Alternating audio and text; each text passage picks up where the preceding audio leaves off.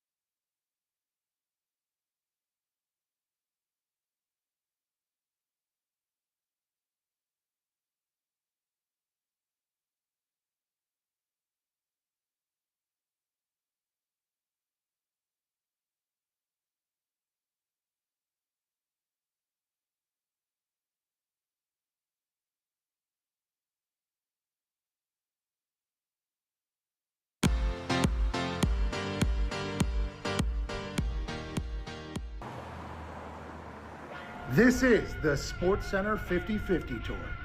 We will be landing in Atlanta shortly, Mr. McAfee. Next stop, the Home Run Derby. Let's go!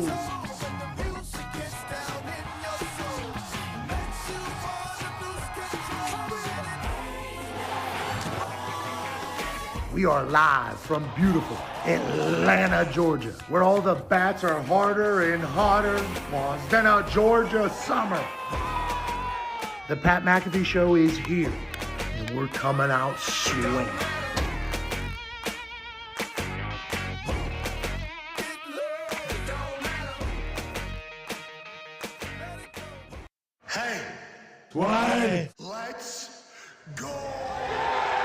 This show stinks, and the fact that you listen, we are very, very thankful for. McAfee on the line with a gorgeous assist. The all-time leading tackler for the Green Bay Packers, you pig!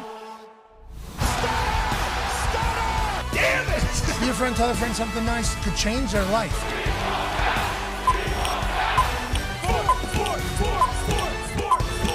Hello, beautiful people, and welcome to glorious Atlanta, Georgia. More specifically, the Coca-Cola Roxy Theater here in the Battery at Truist Park at the All-Star Game. This program begins now.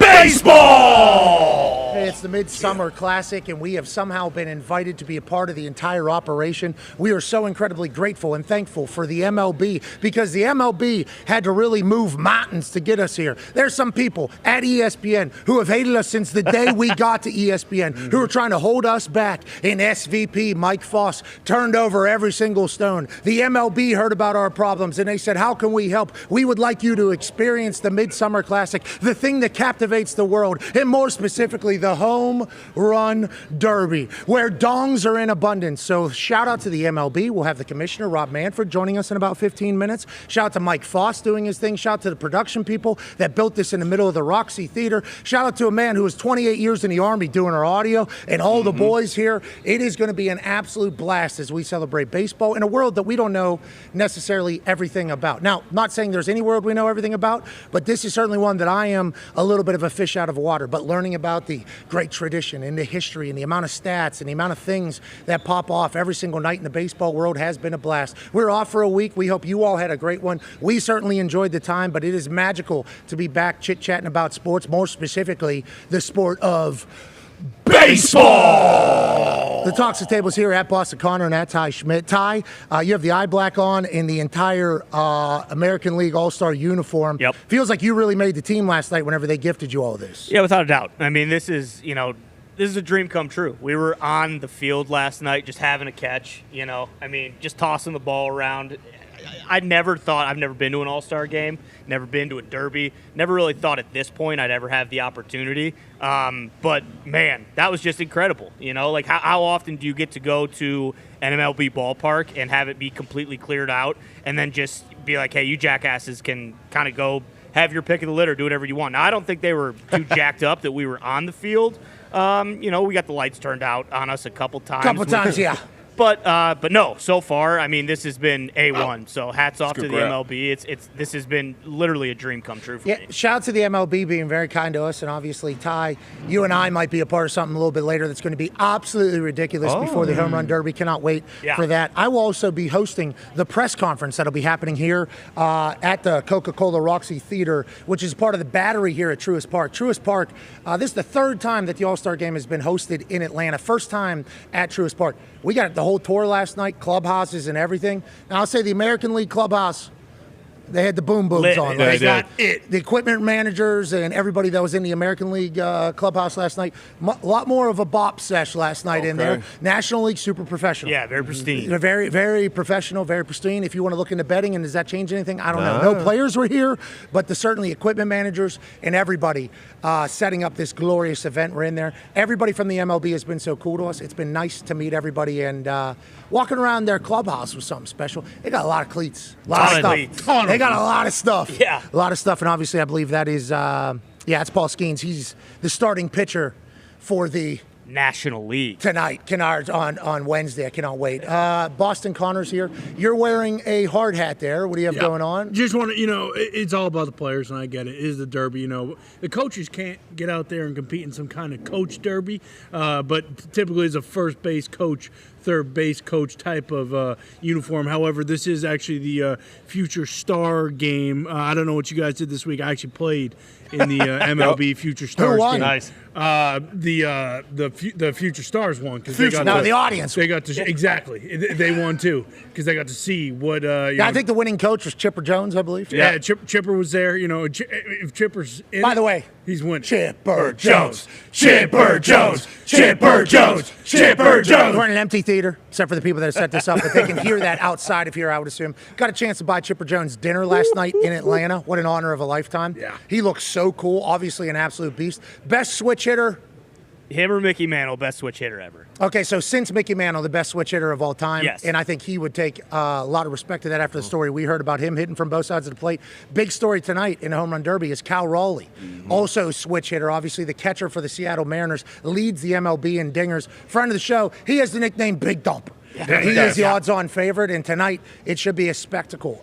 We got a chance to see a lot of the things they have in store, and obviously we've watched the home run derby for him because I'm an ADD guy. So whether you're a baseball fan or not, the home run derby is you watch. Yes. We're talking dongs on it. Bang, bang, bang, bang, bang, bang, bang, bang, bang, bang, bang, bang, bang, bang, bang, bang, bang. Then somebody gets cold. And it's like, this guy sucks. And then the pitcher starts missing the strike zone. And it's like, this guy sucks. There's drama. There's little kids in the outfield trying to catch fly balls. There's balls getting sent into orbit. And inevitably, there's a story that we'll talk about forever, which is whoever wins this home run derby. You look back on the great times. Harper winning with his dad, how emotional that was. You go through it all, the stories and the bombs. But they do talk about a little bit of maybe a slump after the home run derby, which is why maybe some of the guys don't like to do it. Cal Raleigh, MLB leader in home runs, doing the home run derby is a big deal, I think, for the home run derby, right? Yeah, without a doubt. I mean, he's had arguably the best first half, or one of the best first halves in the history of baseball. We'll see. I mean, you hit 38 homers before the break, even if he does have a little slump, like he's got breathing room and he can still hit 60 plus homers. So, but yeah, this is why, like a lot of times we'll get some of these younger stars who maybe like the casual fan hasn't really heard of, and you get kind of like the buzzwords like, oh, his exit velocity or, the amount of barrels he hits. Like, he hits the ball really hard, swings really fast. Cal Raleigh is the current home run king in the MLB, and he's agreeing to do the Derby. It's awesome. Yeah, it's a huge deal. But I think there is, just like the dunk contest became and all these other things, I think people are worried about getting hurt or maybe using extra reps or maybe changing their swing for this so it ruins the game. And we know how little stitious baseball is. Yeah, for sure. So you add something into the middle of the season that's a little bit different than your regular routine. Do you want to change anything? We shall see. Big Dumper ain't worried about nothing. Can't wait to watch him and the boys tonight, including the cruise missile. Let's go to one half of the hammer. Dahn. Cowboys AP tone. Hope your break was good. People said you're really tall on the internet. With that being said, that was a tough situation. Didn't have shoes on. You got Siciliano pretty bad. Yeah, a group of 6'8" guys wanted to come up and take a photo. Get out of that That's group. What's gonna happen. Get out of that And group. people were like, "Why isn't he wearing shoes?" I was at the beach. Who wears shoes at the beach? Yeah, agreed. We're having question. our off time. You got to do what you got to do. I'm happy to hear you enjoyed it. People were calling you a short king, though. They were. Which, From other short kings, I saw. yeah, there's tone right there. So you're saying that group of friends right there, 6'8" plus. Yeah, I mean, you You know stood me. the furthest away from the. You Siciliano'd yourself. Yeah. Birkenstocks ain't 6'8". Listen. I know that. I was leaving. Yeah, but he's closest to the camera. He gets it. I was leaving the beach with a 3-year-old. I just carried 6 chairs up to my truck in 95-degree heat. I wasn't really thinking about anything except for, hey, let's get this beautiful picture and let's get back to the Yeah, pool. nice to meet the boys. I'm happy to see that happened. Good interaction. I'm just saying a lot of people make it funny. I don't like that. Thanks for representing the program right. so well. Don't embarrass the program. They said some people were saying it was kind of embarrassing with how short you looked. I don't think that's the case. No. But next time we'll obviously have a better read on it. You obviously like the gamble on things. Yeah. And we just saw a Big Dumper as the odds-on favorite Yep. for the home run derby.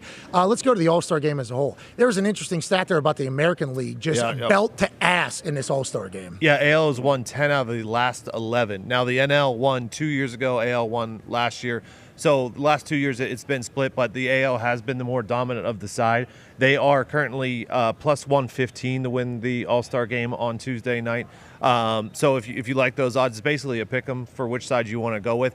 And then recently, the total I believe is 7.5. It has been a lower scoring game in the last 4 or 5 seasons, just because you got pitchers going 1 inning, giving their best stuff, and pitching normally trumps hitting. So in these games, it's normally a lower scoring game. 9-year NFL vet Darius J. Butler, you look so cool in that shot right there next to Diggs. Yeah. Obviously, Liam everybody's Diggs, boy. trying to figure out you look tall too. Yeah, everybody's trying to figure out the All-Star game, the Pro Bowl, the special.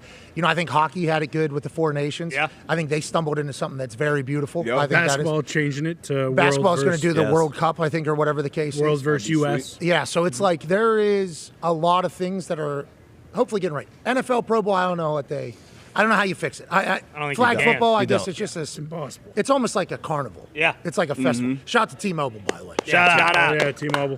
T-Mobile came in a big way and was like, you guys should do this. And Great we're like, service sweet. on that bus. Thank you. Great. Great service, and I was so happy about it. Yeah, D-Bone put together a good graphic of Yeah. what our actual life was driving down here. Yeah. And shout out to T-Mobile. Shout out to Red Bull, too, for giving us wings. But T-Mobile really stepped up in a big way. There's shits everywhere here. So, There's no reason for them to have to do anything yeah. more for us, especially because we were a late edition. Once again, because we were being held back by people saying we couldn't come here, who actually didn't know that we couldn't come here, who actually have no power. And they think they do, and then they find out quickly that they don't. Accurate. That's kind of the breakdown of the entire situation. Same story, second verse. Actually, it's like the fifth verse fifth this point, and it's just different departments. This one just so happened to be baseball world. And it's like, I don't know why you would act like that, but just know, inevitably,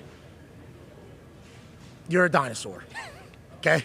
And that's the way things go. Let's move along. But T-Mobile calling in and being like, hey, we want to help out however we can help. It's like, thank you, T-Mobile. And your color pink is dope. Yeah, very, very, very dope. But figuring out the All-Star game, it feels like the Midsummer Classic is just part of tradition now. It's just part of folklore. It's just part of past. It is what baseball's pastime is, celebrating all the greats. I don't know how the game is. I guess they have to pitch because the balls have to be strikes, so you have to get out of the game. But like the home run derby kicking it all off, what a spectacle. What a beautiful spectacle. You can't go wrong with home runs. You mentioned the dunk contest earlier. That was something we used to look forward to as kids for the All-Star weekend. Deep balls in football, you always want to see deep balls, and then obviously deep balls in baseball, the bombs. We kind of grew up in that era where maybe not the balls, only the balls being juiced up. So we saw a bunch of home runs every night. So we got our big, we got everything being juiced up. But I'm excited to see Cruz Missile tonight. Yeah, why you All looking types like that? of balls. I didn't know what you're talking about. You know what I'm talking Actually, I about. think it's shrunk them. I was gonna say. I mean, I wouldn't mind bringing that era back. Well, honestly. I did pitch immediately upon meeting the 3 MLB people that I've been in correspondence with via email as soon as I saw them in person last night. Just straight to the, when you guys going to give it up and just say, let the boys juice. Yeah. And they're Metal like, bats. well, come on. You One of know, them did Metal say, though, bats, he's yeah. like, well, we did it once. had to run. The MLB people are electrifying. That is what we have learned, and we're very thankful for their hospitality. The commissioner, Rob Manfred, will join us in about 4 minutes or so. Let's chit-chat about some summer sports that are taking place around, the sports globe. I don't know if you saw it. There's an ex-hockey guy playing golf. Oh, yeah. We saw. That was a big-time sports moment this weekend. Now, we have since learned that guy's face that got beat up had taken down a lot of booze. Sure. 36 holes. But what I'm saying is, if this is happening to you on a golf course, I think it's time to hang up the clubs. 36 holes, boozing all day, feeling good. Obviously, liquid courage is a real deal. Got to do some recon on who you're stepping up to here. Ex-goon. Guy who played in multiple hockey levels, guy who's been no stranger to war, tosses his ass in the pond after telling him he's going to do it. Yeah. I'm gonna throw you in this water. You watch your mouth. And this is a nice warning once again for everybody out there. COVID got everybody comfortable. Yeah. Very. He's coming back. You throw me in water. I don't believe it. Let's go. Bang! He says, bang! Oh, you like that? I'm doing my own soundtrack. Then his friend, wait, don't watch it. Get out of. Bang! Bang! Bang! Bang! And the guy, I'm not dying yet. I just had my 30th beer. You think you're tough, don't you? I'm going to throw you once again in this pond. You don't see. First time, shout out to the Canadians, I guess. First time that we have seen an internet video where everybody immediately goes, the guy who beat the guy's ass is right. Yeah. And then the guy who got his ass beat comes out and gives his speech, and we all go, all right, we've had friends that are in that situation as well. No doubt. I'm happy the boys dropped the gloves. One of them settled things. Yep. And we've all moved forward thinking the right thing happened here. Shout out to cameraman too. Usually you looking like, hey, cameraman, he had one job. For him to have that tight frame, because I had no clue who he was picking this fight with. And then once big fella came into the frame, what were you drinking to pick that fight with the biggest dude on the course? But it turned out exactly how it should have. That might have been Four Loco Nick out there. Nick's a little bit taller than that guy. I also appreciate the fact that guy got humble a little bit. Every once in a while you need to get punched right in the mouth. Yeah, you do. And COVID, people got too comfortable. That's where I was headed. COVID, everybody got comfortable talking shit on people, social media. Yeah. Bam, bam, bam. We're locked in our houses. Literally, nobody can see anybody. And then everybody just thought that internet life carried into real life. Like, I can go ahead and fire this tweet off at this guy. You want some? You want some? Come meet me. And the guy's like, well, I'm actually here, and this is real life. Yeah. And let me tell you what's going to happen in real life. Bang, bang, bang. I love everything about it. Yeah, it's the best. We had that string of videos from Yes, we did. baseball Yeah, we games, did. actually. And that was your big takeaway. It's like, hey, guess what? We're back out in public now. You can't be bumping your gums. And if you are bumping your gums, you have to understand that this guy might not be about it, and he might drop you like a bad habit real quick. And baseball is no stranger to settling their differences in a fight as well. correct. Which I actually respect. They have a lot of hockey to them. You know, baseball has a lot of the hockey past. We need to monitor our own game, police and govern our own sport. They'll throw a fastball at somebody's jaw. Yes. Yeah.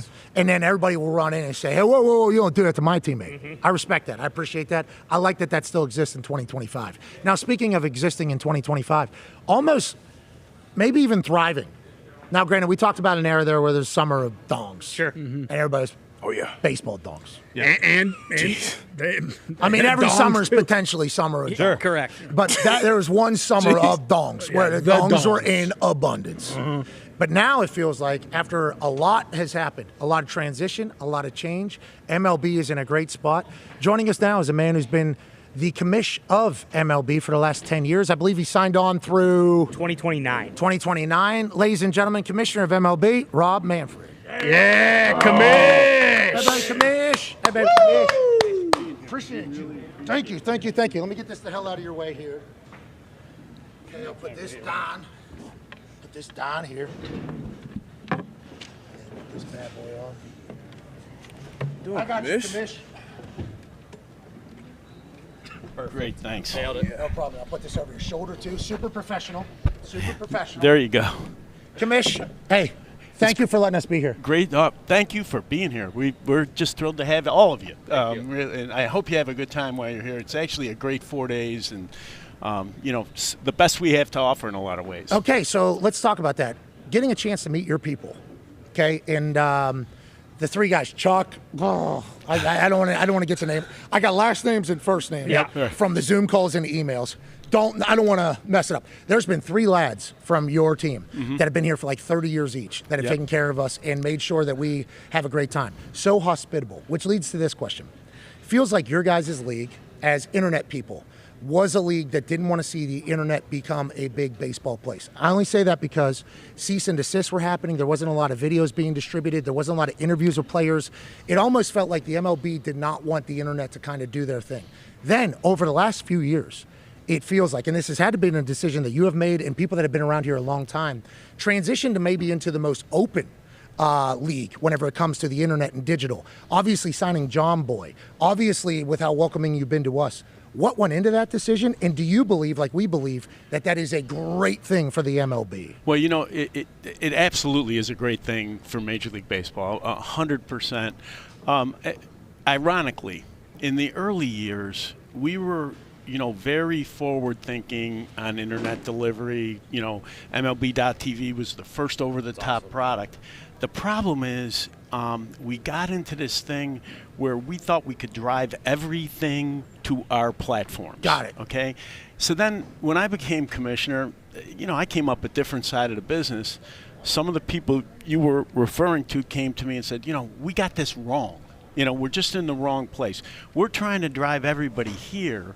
The right strategy is to make sure we are where the people are. You got to go where people are going. And that shift has been a really good thing for us, a really good thing. We've enjoyed the hell out of it. We've enjoyed covering it. And obviously, you know this now because you guys have leaned into it and your crew has. It's like a lot of things are clips. Like our show is a clip show to some people where they just see clips. Right. And it doesn't matter if it's just the clips. At least they're seeing our product. I like to see that you guys are doing the same thing with the MLB. Now, another question. The rules changes that have taken place. I talked to Bettman a little bit, and whenever they had the lockout, I think the NHL had the lockout, they changed the rules and made a different game coming out of the lockout. Right. They have obviously prospered since then. For you guys, it seems like you guys have tinkered with the rules, whether it's the pitch clock or it's some other things. No game is too long. Right. It feels like it's all consumable. Is that ongoing? Is that at a point where you figured it out? And when does the decision go to let's try to make our game more suitable for the modern times? Well, look, when you get to the point that you think you have it figured out, you better retire because they need a different guy. I 100% got to tell you that. We're always trying to fix this. Yeah, I got it. I respect it. Look, we feel like we made a set of really fundamental changes. The institution of the clock, the elimination of the shift, the bigger bases. They were really two themes behind it. Number one, we listened to our fans. Our fans were saying the game's too long, there's not enough action, and we worked to address that. The second thing is all of the changes were directed at athleticism. When you can take your defenders and move him around wherever you want on the field, that player doesn't need to be as athletic as if he has to stay in position. And, you saw it last night in the draft. I had my little 7-year-old grandson was with me. He's sitting in the front row. He sits through like 24 picks. So I saw him this morning. He says, why did they only pick shortstops? I said, well, they pick shortstops because it's the best athlete, right? Yeah. And that's important. And we need to continue to look at the game, listen to what our fans are saying. And, I'm not looking to discard the history and tradition. I am looking to make adjustments to make sure we stay relevant. How long have you been with the MLB? I came inside in 1998, and I was an outside lawyer for 10 years before that. I'm old. Okay, so 37 years, yeah, roughly with the with the league. The league. First of all, thank you for your commitment to sport and commitment to league. I said that to a lot of people. I think the equipment manager for the AL is 49 years or something like that. Wow. And then the equipment manager for the NL is the Braves guy. I think it's like 30-some years. It's like everybody we've met has a lot of skin in the game here at the MLB for a long time. With that being said, I have to bring something up. Okay. Because I attacked you pretty good. When you get caught on a conversation by somebody recording here, you're over here, and you call it a piece of metal or whatever. Okay, listen, I thought you got screwed there because you're getting recorded whenever you don't know it. But do you think like that and other things have led to a stain about how people view you? Just strictly, let me tell you why. Me working with you and your people these last 2 weeks, you might have the greatest group around you out of all the leagues. Legitimately, you might have the greatest group around you. And obviously, you were the one in charge of them. But at that moment, it was hard not to just be like, what is this guy? Did you learn anything from that moment? And did that moment deep down piss you off? Because it's like, how am I getting outed by people that are supposed to be my team there? Look, I think if you got one chance to turn the clock back and undo something, that would probably be the thing that I would undo. I did learn a couple of things from it. Number one, I'm a lawyer by training. You say things to defend a position. And in this case, it was, what we had decided to do with respect to the Astros and that whole situation. You say things to defend your decision. And one of the things I've learned, at some point, you put your decision out there and let people think what they think, and you're better off. Yeah. You really are better off because you're the guy who thinks you're wrong. The chances you're turning them around ain't that good. Yeah, especially in this world. Yeah. Just not that good, And so, I really did learn something from it. I think it made me better at the job as time has gone on.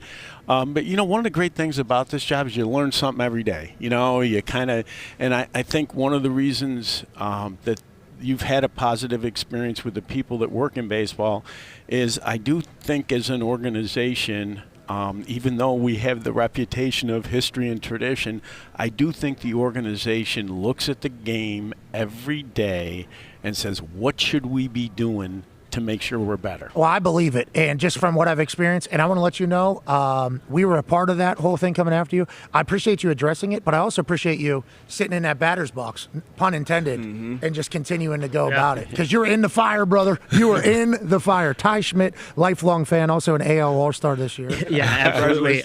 In respect to the salary cap debate, how likely do you think that will be in the next, I don't know, 10 years? Because I think as a Yankees fan, and we've talked about this a bunch, I know there will be a floor, so teams will have to spend to that, but I've never liked how, teams like the Yankees and the Dodgers and the Mets will get punished because their owners are willing to go spend money, to bring talent in, where, these guys are from Pittsburgh, and it's like we miserable. Know, yeah, exactly. They just, Rob. they're okay with not spending money and hoping that their farm system and the guys they draft will be good enough to kind of take them to the next level. So, just where do you see that going? Yeah, so here's what I think about that. We begin on every issue by listening to our fans. I think it is undeniable. If you're denying it, you're not being honest, that we have fans in markets who believe they don't have a fair opportunity to compete. Yeah, that's one of them right there. Yeah, and you can blame the owner or whatever. It's the system. It is the system that produces that. And at the end of the day, what we sell is competition. And so anything that undermines competition, which I believe the issue you're raising does, sooner or later we're going to have to come to grips with that issue, 100%. You know what? I'm looking at his jersey. I got to tell you, we did a custom one for you, Pat, just to show that we watch. Okay. This is hilarious. Thank you, man. You're welcome. Appreciate You're it. welcome. That is awesome. We thought it would increase the likelihood you would wear it. Yeah. So, hold on, though. To follow up on his question, and it's real. Like, I grew up in Pittsburgh, Pennsylvania. Mm-hmm. Okay, we had the Pittsburgh Penguins. They've won multiple back-to-back Stanley Cups. Pittsburgh Steelers, obviously, you might as well just. They've been season tickets for that like 30 years in holding. You know what I mean? Premier. So, like, the Pirates being a team. How many interviews you done with a shirtless man? There you go. Not that many. Yeah, not that many. Okay. Well, maybe this will be the last one. Maybe this will be an annual tradition. But the oh, now that looks good. Yeah, I mean that really looks feels good. pretty Yeah. good too. I should have Custom ham on that we're thing? breaking chains. On this thing. Yeah, hey, thank you, boss. I appreciate you.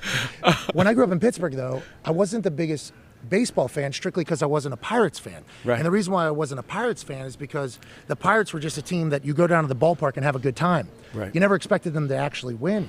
And it's like, I think at this stage, especially with the sell the team chance and everything, you say it's the system's fault. It's like, it'd be good for the league for every team to be competitive, right? Is that what your selling is whenever it's like we're trying to get that? 100%. For the good of the game, brother. Because I think I would have been a good baseball fan and probably player. Would have been a good player. But just stayed away from it strictly because my dad was like, nope, we're not doing it, and we're not getting into it because of the Pirates experience. Not saying it's just the Pirates. There's other teams that feel this way as well. 100%. But it's good for the sport, I think, right? Oh, you're right on the money, Pat. I mean, exactly right. The fact of the matter is, Pittsburgh's a great sports town. Great. It is a great sports town. There are tons and tons of really passionate Pirates fans who remember when the Pirates were a great team year in, year out, and they just want to look at the system and say, we got a fair chance to win when you're sitting around in February looking at, spring training and what the year's going to be like. And we need to deal with that issue. Okay, well, we appreciate you. We assume you will for the good of all Yinzers. Now, speaking of the Pirates, we got the guy. Yeah. We got the starting pitcher. Okay, Paul Skeens. Paul Skeens, we love him. He played for the Indians in Indianapolis. Obviously, we watched his run in Omaha with LSU. He's been very cool to us. We're very appreciative of him. I saw him miss a football throw for $1 million at my big night out. He told me he slept soundly because I didn't have to give away another $1 million. Yeah. So I like the cut of his jib. But it's not just Paul. I see, obviously, there's an entire slew of international media right now. I assume that's Japanese media, but I don't want to get too I think that's Japanese media over there. Sure. Lined up around Shohei. Right. Aaron Judge is hitting absolute bombs. You got Big Dumper, Cal Raleigh playing great. Feels like your stars are all playing great. How good is that for the MLB and sports as a whole? Look, we feel like we have great momentum right now. Yes. The rule changes helped. We're 3 years into them. They appear to be durable. When you make a change, you want it to last, right? Yes. They appear to be durable, but you throw on top of that the influx of talent that we've had into the game. Paul Skeens is a great example. I mean, nobody, really knows about him, and then all of a sudden in 1 year he's the guy. I mean, Aaron Judge, Shohei, Scooble too. Sorry. I mean, another great example. And I'll tell you, you think it's crazy here. Our opener in Japan. That was fun to watch, dude. I mean, it was unbelievable. Unbelievable. You guys are you guys selling ads to Japanese companies? Oh yeah, our Japanese business. We had a reception before Game 1. And it was our sponsorship group. So I thought, I'm going to this party. I'm going to see the usual suspects, our American sponsors. 25 Japanese companies. Completely separate slate of companies. And, our individual teams have taken advantage of it. The Dodgers, clearly, and, the Cubs went with the Dodgers in that trip. And, it was great for their business. Yep. Yeah. Friend of the program. That's true. And it's important to say that it's not just one guy. Yes, agreed. Exactly. It's a group of guys that have come here and made a difference. We're lucky. We got great players. We got some of our very best in big markets. And as a result, our attendance and our ratings are really good. Commissioners always hated by their crew. Bettman even had the best year that they've had. He got his ass booed at the draft. Got his ass. Roger Goodell, I think he's having a little bit of a babyface turn. Still got to go out there with firefighters and the military. Still got to do that. How do you handle that as a human? Because you have to make decisions, and you have to be the face of decisions, and people are going to hate it. Everybody will say you get paid well. Obviously, but you're still a human in there. You're a lawyer, but I assume you're a human in there. I haven't practiced in a really long time. I'll tell you, anybody who tells you it doesn't bother them is lying to you, okay? I mean, just 100%. Nobody likes getting booed. But, you do learn to manage it. I mean, even last night during the draft, you come out, you try to smile at the people that are booing. Yeah, they're going to boo your ass. They're going to boo no matter what. You come out, you smile, and you go on. I do think that the biggest thing to think about is to convince the majority of the fans that you care about what you're putting out there in front of them for us, 186 days, over 162-game season. So it's unbelievable. Debo has a question. Yeah, what's the biggest, common misconception on the commissioner's job, what you guys do? And then I guess the second part of that question, we talk about the new rules and speeding up the game. Is there any old school MLB rules you'll bring back? Yeah, maybe like a boxing glove for when they want to fight. More fighting. I have to tell you, your second question may be the hardest question anybody's asked me in a really long time. And I'll tell you why. We are really forward-focused. And having said that, all of the rule changes that we put in 3 years ago, our kind of theme internally is let's put back out there the best form of baseball, right? Let's bring back the stolen base. Let's bring back the athletic middle infielders. Let's bring back the ball in play, not just relying on a home run. So in a really kind of weird way, we were looking backwards too. We wanted to get back to our best. I think the piece of the commissioner's job that people completely ignore is the internal piece, and it gets back to what Pat was talking about with our organization. People focus as there's the guy, he's running the sport. The fact of the matter is our sport gets run by 1,200 hardworking people that are in that office in New York every single day, and it's really hard to get it right. Everybody thinks, oh, God, everyone wants to work in a sport, baseball, football, whatever your sport is. Absolutely. But it's harder than you think to get your organization right. Well, your culture is seemingly great from everybody that we have met. So congratulations on that. Not easy as a leader. I know you want to defer to other people, but there's somebody that has to guide the culture. You're doing a great job, I think. Tone, Pittsburgh Pirates fan, loves your league, has a question for you. Yes, I do. Yeah, you talked about forward thinking. The robot umpires, the auto strike zone, which is going to be used tomorrow night, I believe, is probably some of the most forward-thinking thing that's come across. Obviously, umpires in the strike zone changing every game, it's something that's just been a part of baseball forever. Where are we at on that? And do you think that would be the most forward-thinking rule that you guys have done? Yeah, I'm going to object to one piece of your question. Sure. I never call the automated strike zone system robot umpires, because one of the things we really do want to preserve is the role of the umpire in the game. And, the way the system is designed, he gets the call, he makes the call just like he does today. That's his role. That's what he's doing out there. Number one. Number two, technology off the charts good. I mean, we started 10 years ago. It was 2 inches that it was the margin of error. Now it's like 100th of an inch. I mean, it's unbelievably good. And so here's the funny thing. I have we're not going to get into exactly what it is, but I do have a transparent email, and it's on purpose. I like to hear from people figure it out, just regular fans. And I do. Now, there's filters for bad words. I want to kill you does not get through. I wish I had that filter on my mentions. But here's the thing. We put it out there in spring training.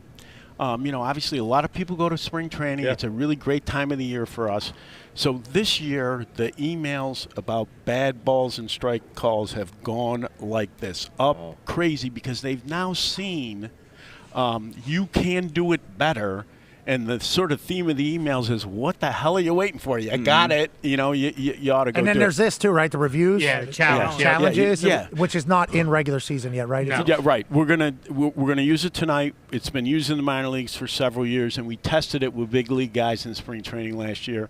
We're in a process directed at bringing it to the big leagues next year.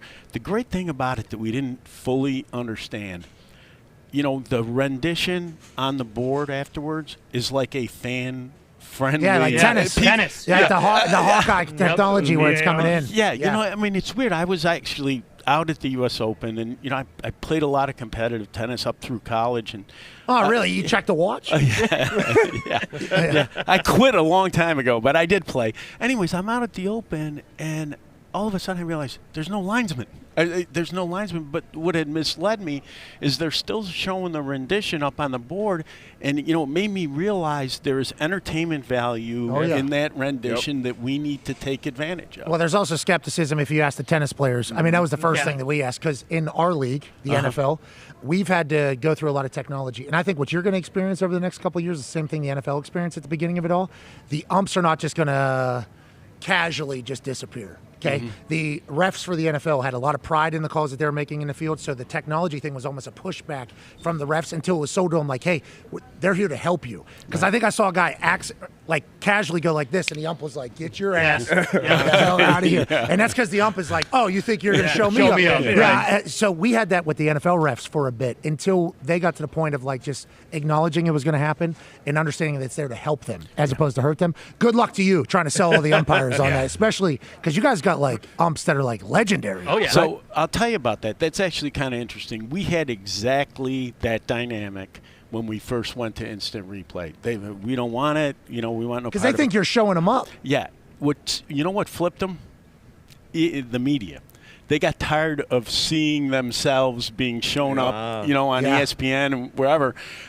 So they flipped on replay. We actually have the right with our umpires union to deploy the automated strike zone system, and, you know, they were really forward thinking about it this time around. They really were good about it. It helps them. Yeah. You know, that's like the NFL refs, I think, had to, and I don't think all of them are on board just yet still, but I think for them it was just pointing out like, hey, instead of getting your family threatened afterwards, can we not just correct this in like 2 minutes or 2 seconds and move forward? Connor has a question for you, Commish. Yeah, Commish, something you guys were kind of ahead of, it feels like, was the streaming.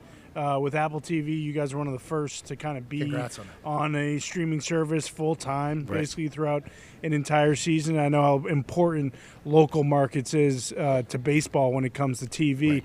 How are you navigating that kind of situation, especially now as, you know, the NFL gets into it in other places? And are you guys up right now? I'm sorry? Are your rights deals up right now? No, we're not up until after the 29 season. Got it. Okay. So, excuse me, I said 29, 28. 29 will be the beginning of our new deals. Got it. It's right around the corner. So, look, I think the most important thing to say is, you know, the media environment right now is really kind of disrupted, particularly at the local level. It's hardest for us because we're the most local dependent in the RSN model. I think our goal is twofold. Number one, we want to sell more games nationally. Okay, we think it's good for our exposure, more broadcast exposure, big game exposure. We also believe that the buyers that are out there are going to be national buyers. You know, particularly the streaming companies. They don't want to buy the state of Wisconsin, with all due respect. We love Wisconsin. Yeah, we do. And 2 counties in Michigan, which is what the Brewers have to sell. Right. You got to sell more nationally. Secondly, we need to streamline our offering. We need to get out of the blackout business. I mean, here's a great one for you. We took over the Padres local broadcasts a couple of years ago because of the bankruptcy that had occurred.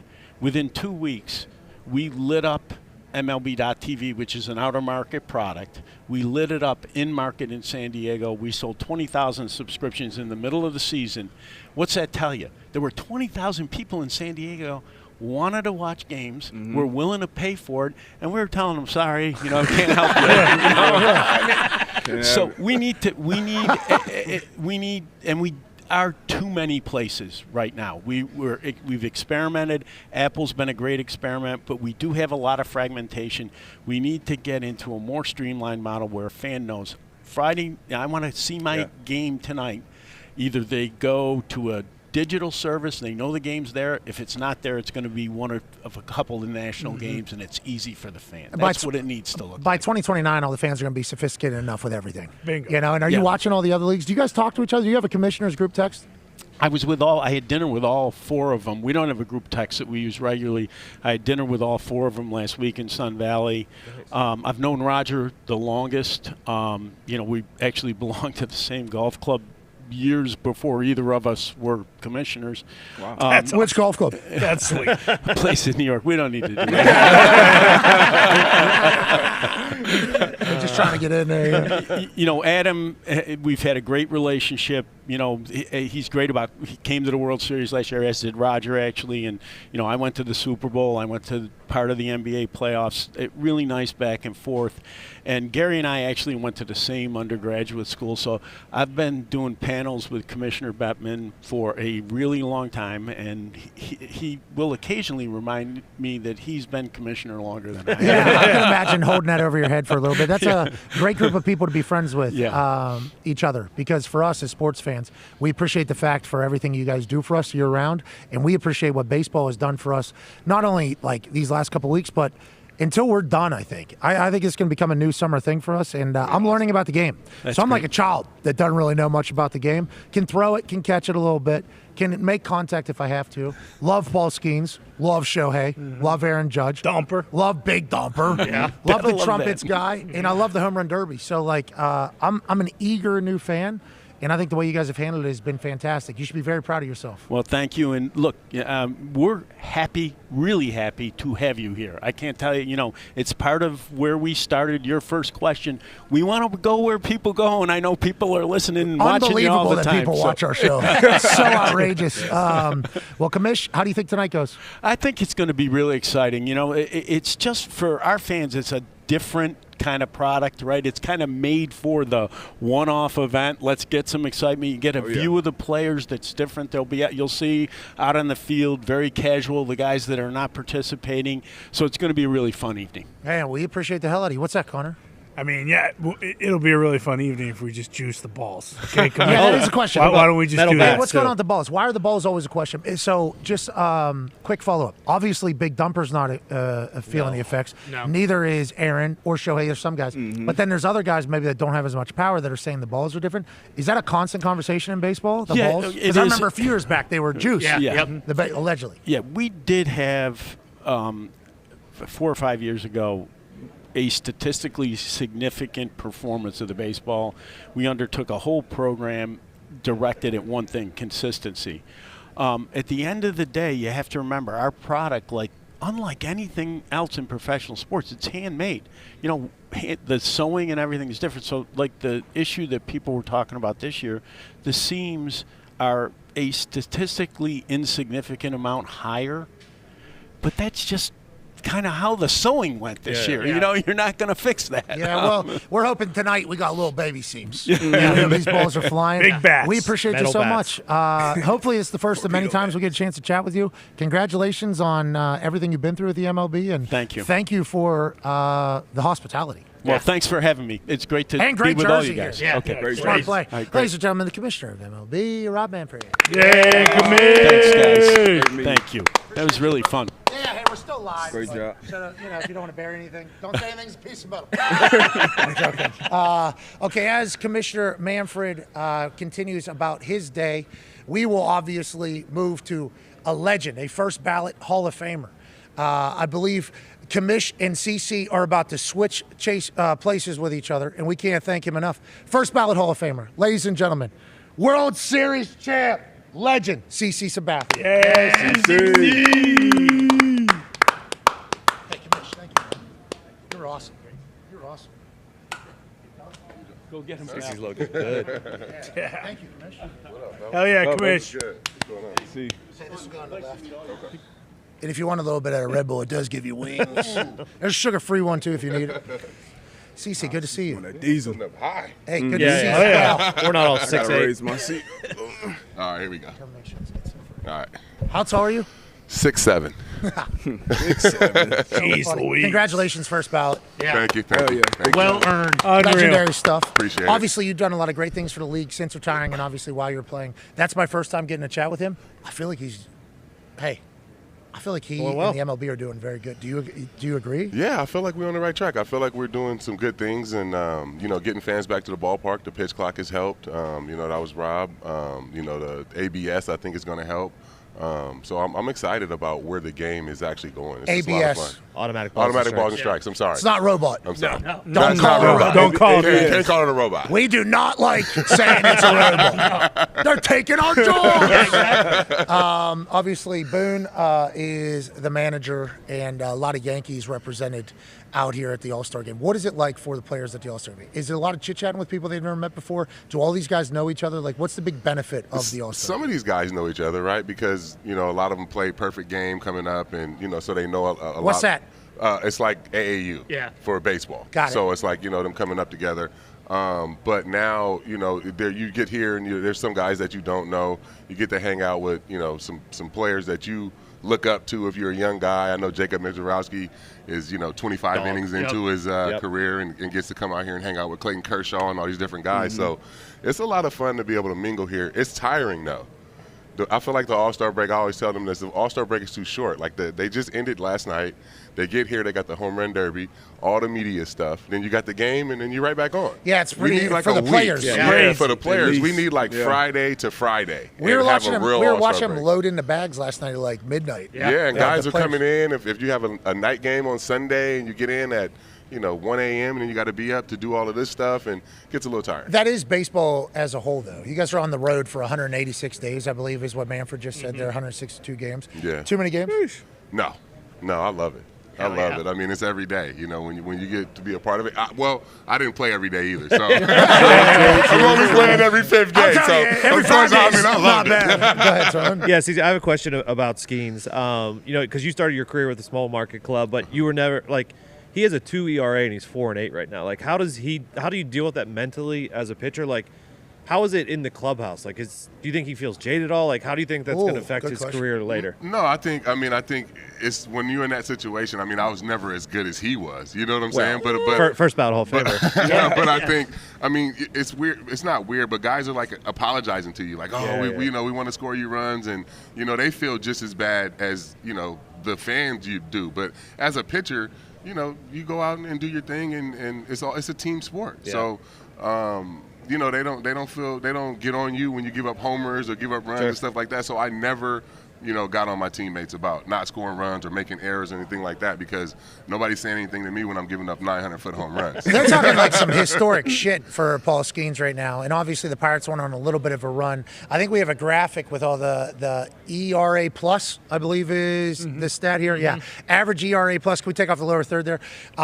Is 100. Okay, this is new stats you guys make up. Every sport's making up new stats. Yeah, I don't understand that. You guys can explain ERA that. plus. I was told it's ERA plus factoring ballpark dimensions and weather. Yeah. A bad ERA is 75. A good ERA plus is 125. Paul Skeens, 214. Oh, wow. Right now in 43 career starts. 22% better than any live ball pitcher since 1920 across his first 2 MLB seasons. So he's holding up his end of the bargain. Obviously, he's starting pitcher for the All-Star game. It's not just him. Scooble, the other guy pitching for the Detroit Tigers, he's an absolute monster. Feels like there's a lot of great pitching going on right now. It is. I mean, I feel like the pitching outdoes the hitting right now. But Scooble right now, he throws 103-mile-an-hour cutters. Yeah. Like, he is unbelievable. He almost took the Detroit to the World Series by himself last year. He got them to the ALCS. So that team has a really good chance to win. Last year they were doing it with just pitching. Now they're doing it with pitching and offense. So it's going to be scary come October when that guy's healthy and he's on the mound. He's going to be hard to beat. Yeah, he's got a lot of moxie to him. I appreciate that. I love that emotion. Yeah, me too. You got to pitch with that emotion. I love it. Got to be a human. Who won 26 last night? Gage Wood, kid from Arkansas. Yeah, correct. He was the one that was, whenever they called time, was staring at the guy. In the college. I love everything about it. Go ahead, D-Bud. Yeah, these guys are trying to get to where you at. I think Tony just mentioned it, first ballot Hall of Famer. I know one of the special things for us in NFL was we would watch Baker get that knock at the door. What was that moment like when you found out that you were going? I know you were probably expecting, but what was that moment like when it was realized? You know, it was a great moment. I didn't expect anything. You know, I had a bunch of people over at the house, and they have this like Hall of Fame tracker, and you know, everybody was telling me not to check it. I was checking that thing every 5 minutes. For the last 6 months, I kept checking it. I was refreshing, and you know, I felt pretty good on the morning of, and even when I got the call, I mean, they tell you, you know, if it's between 6 and 6:45, they called it like 6:38. Oh, you know what I mean? So I'm like, it was closing, and everybody's sitting around, and but it was cool. I mean, I was kind of in shock, and then if you watch the video, my daughter kind of grabs me, and then I kind of come out of it and get to celebrate, but. It's just a surreal feeling coming from where I came from in Vallejo, California, to Cooperstown. If I can make it there, I feel like any kid can make it. Yeah, if you're 6'7" and can throw the ball. CC,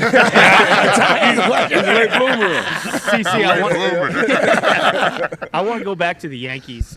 When you first got there, I remember a lot of like the rhetoric or like the media was saying like, oh, he might not want to go to New York because he doesn't want to deal with all the bullshit surrounding it. Hoopla. Yeah, hoopla, if you will. How impressed have you been with Max Fried, who, you know, goes there and initially, like, he's not expected to be the ace. You know, they have Garrett Cole, and then he kind of has to step up, and he's been unbelievable so far. How impressed have you been with him, and how difficult is that when you're kind of thrust into, like, hey, you got to be the guy for the Yankees now? Yeah, I mean, it's been incredible to watch what he's done. You know, coming over from Atlanta, you know, he's already an established pitcher, a great pitcher, and then coming into New York, it can be difficult. And, you know, we've seen so many guys come in there and fail. But I knew in spring training, I just watched him, watched his demeanor, watched the way he worked in his bullpens. I'm like, he's going to be fine. No matter whether he has to be the ace or whatever he has to be, he'll be pretty good. So it's kind of hard making that transition to New York. Myself, I didn't want to come just because I was a West Coast kid. You know, I grew up on the West Coast. I thought I'd play for Dodgers, Anaheim, whatever, but it ended up being the best move I could make. It was the best decision I ever made coming to New York. My family's growing there. We blossomed. But if you can make that place work, it's the greatest place on earth to play baseball. If you can make it in New York, you can make it anywhere. It's a true story. What they say. It's a traveling circus. It's, you know, everywhere we go, the stadium's filled. Every time you show up in the Bronx, the stadium's filled. I mean, it's all real. I get chilled. You know, it's real. So it's a lot of fun putting on the pinstripes. Okay, let's talk about the other side of the country. And you talked about a team you'd be playing for, the Dodgers. I mean, over here we got Japanese media already setting up for Shohei. Obviously, they got in here like an hour before we even started.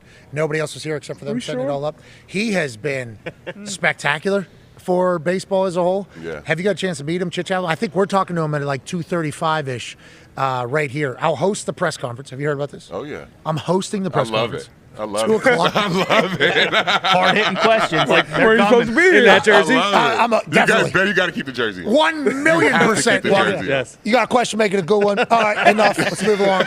Honored to be a part of it. But then we're talking to Shohei here because the NL Media Day is right after that press conference. So everybody's going to be in here. This place is going to be berserk. Yeah. He has been spectacular for baseball. Have you ever met him? What are your thoughts? How do the OGs feel about it? Yeah, no, I met him a couple times, and the very first time I seen Ohtani play, we were in Anaheim, and he hits a ground ball, chopper to short, and he beats it out. And I looked at Luis Severino right to my right, and I was like, that's the best baseball player I've ever seen in my life. He's the best baseball player. You remember that? Yes. You guys played Little League? Yeah. We've been saying that since day one. Remember that 12-year-old kid that just hit homers? He threw the hardest, he's the fastest. Growth spurt early. This guy's doing that in the big leagues. Yeah. You know what I'm saying? He throws the hardest. He hits the ball the furthest. Like, he's the best player that I've ever seen. I mean, I'm a huge Barry Bonds fan. Yes. Grew up in the Bay Area, and he's my GOAT, but I have to put Shohei up there because I don't think Barry can go out and throw 7-inning shutouts. Yeah. So me and D-Butts, not big baseball people, we agree. This guy's pitching faster than everybody. He's hitting it. Isn't that the game? Isn't that the game? It's literally our first The guy created on the video. Yeah, I've created that guy on the show 1,000 times. Not even real life. I told Ty, hey, Ty, this is the guy. He's like, hey, whoa, relax. Yeah, but think about that. The guy you created, probably in real life, going to have a little bit of an arrogance problem. Yeah, it's true. Shohei, the complete opposite. Yeah. It's like, hello, thank you very much. It's an honor to be here. I am better than all of you at everything, and Yeah. Yep. Loves ball. And then hit the bat flip that one game where he was getting back with Yeah, somebody. I was like, I like that. The Americanism of Shohei is happening right in front of our eyes. It is. CC, we appreciate you stopping by. Congratulations on the Hall of Fame, Maud. And what are you looking forward to tonight? We need Big Dumper needs to hit a few, right? Big Dumper needs to hit a few, but James Wood. Yep. Okay. James Wood is my favorite player in the big leagues, man. And watch this kid's going to put on the show tonight. Yeah. James Wood. James Wood from Rockville, Maryland. Yes, sir. Known for his unique combo of power and athleticism. Yes, sir. Got some notes on each of the hitters I love from it. the Are MLB. you ready for the press conference? Come I love it. Ladies and what's that? Okay, here's put that up. Ben Ward from ESPN, who does our simulcast, said their stats. People ran through all their stats. They think the cruise missile, O'Neal Cruz, is the odds-on favorite to win this. Yeah. Strictly because of velo and bat speed, is what they're saying. And I've heard that he puts on a show during BP. Oh, my God. so They I think just this is released a gonna- video the other day from the catcher's point of view. The ball jumps off his bat like no one else. I feel like we got a good field. It's going to be a lot of fun. Jazz is going to put on the show. Obviously, you know, he's a showman. Byron Buxton's from Atlanta. It's going to be a lot of fun. Big Dumper is leading the league in homers. So Brent Runker is excited to be in the home run derby. So it's going to be a lot of fun. This should be a good one. Shout out to ESPN Stats for all of that. And shout out to the Pirates, probably winning the home run derby and having the ace and not being able to win a goddamn game. That's cool. Ladies and gentlemen, first ballot Hall of Famer, Appreciate it. CC Sabathia. We'll be back in the next hour before we lead into the press conference that's happening right here that I will be hosting. We'll be streaming it live on our YouTube. It will also be on MLB Network. Yes, we think it's ridiculous, but I'm going to go up there and I'm going to try to deliver. Yep. Because this is the All-Star game. This is the Midsummer Classic. This is history. This is legacy. This is legendary. And this is a week we'll talk about forever. Ty's on the fucking All-Star team. Congratulations. Hey, first All-Star now. I didn't Good even work, see the Ty. pants. I love that. 4 units. Yeah. I love that. What are you talking about? Can you put I those love things up there real quick? just so Get the socks. Oh, yeah. he's part of the team. We got to get you some J's, though. Yeah. Hey, Aaron Judge will be joining us in the next hour. I believe there is a little bit of a J talk potentially happening there. He's got some Jordans. Also, like to be able to smoke some J's in this place. Did not do that earlier. Just want to let everybody know I am proud of me. We'll be back in the next hour. Be a friend, tell a friend something nice. It might change your life. Shout to baseball. We'll see you on the other side. Out of base, CC. I got to run to the bathroom. All roads leading to Eugene, and I can't help but say, hey,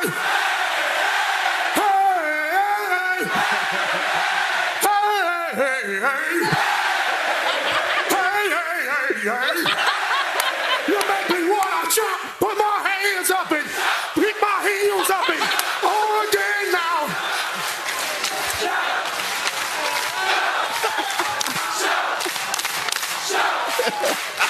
A little bit something now, a little bit something now, a little bit something now, a little bit something now, a little bit something now, a little bit something now, a little bit louder now, a little bit louder now, a little bit louder now, a little bit louder now, a little bit louder now, a little bit louder now, a little bit louder. Yeah, it's awesome. It's a great day in Oregon. You know, we gonna can it. OH! We are!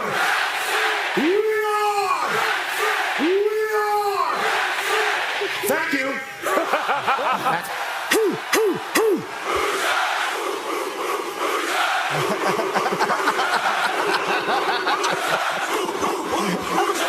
I love this. Let me go ahead and cock that thing. Boom on! Boom on! Ah, boom! Yeah, hell yeah, hell yeah. Hell yeah, Roughnecks! We got engineers, we got doctors, we got economists. We got real tests that have real implications happening. And all of these sons of said, give me college game day.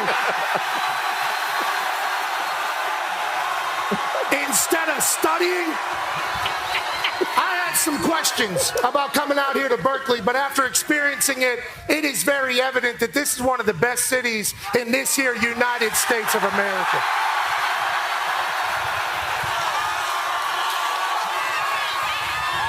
USA, USA, USA, USA.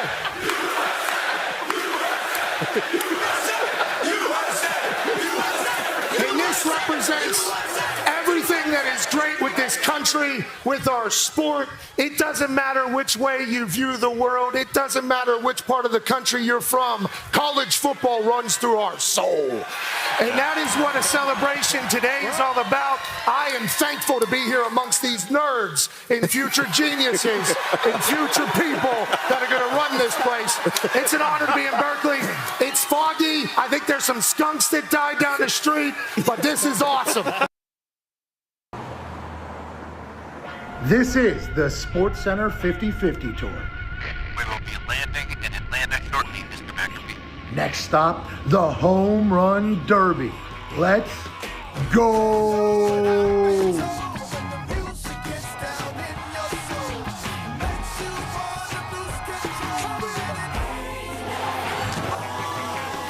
We are live from beautiful Atlanta, Georgia, where all the bats are harder and hotter than a Georgia summer. The Pat McAfee Show is here, and we're coming out swinging.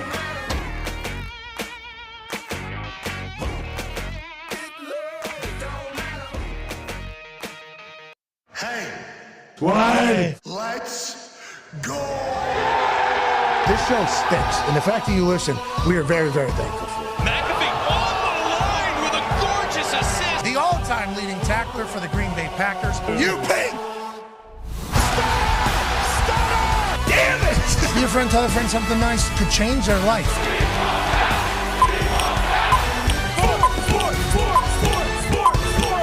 Hello, beautiful people, and welcome back to beautiful Atlanta, Georgia. The host of this year's All-Star Game. We're live from the Coca-Cola Roxy Theater. Hour 2 of the program begins now.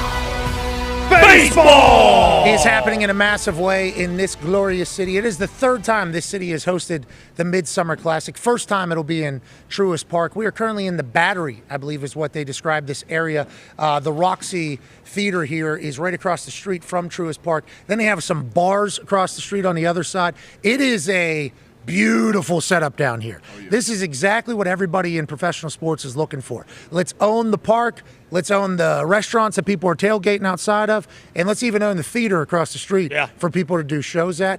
This place is beautiful. Obviously, the MLB has done fantastic work in setting it all up. And thank you to them for having us. Now, I will reiterate the fact that I stated in the first hour. There was a lot of people working against us coming here. A lot of people. The MLB stepped in and said, we would love for you guys to come. Oh, yeah. Them and Mike Foss came together. No stone unturned. I was on the emails, literally watching it all unfold. Send in well, tell that guy to go fuck himself. And then watch them kind of do their thing. I'm pretty good one of those email sender. Might be the best in the history of business, to be clear. For sure. I think I potentially am. But the way this has come together, we are very, very thankful and grateful to be here.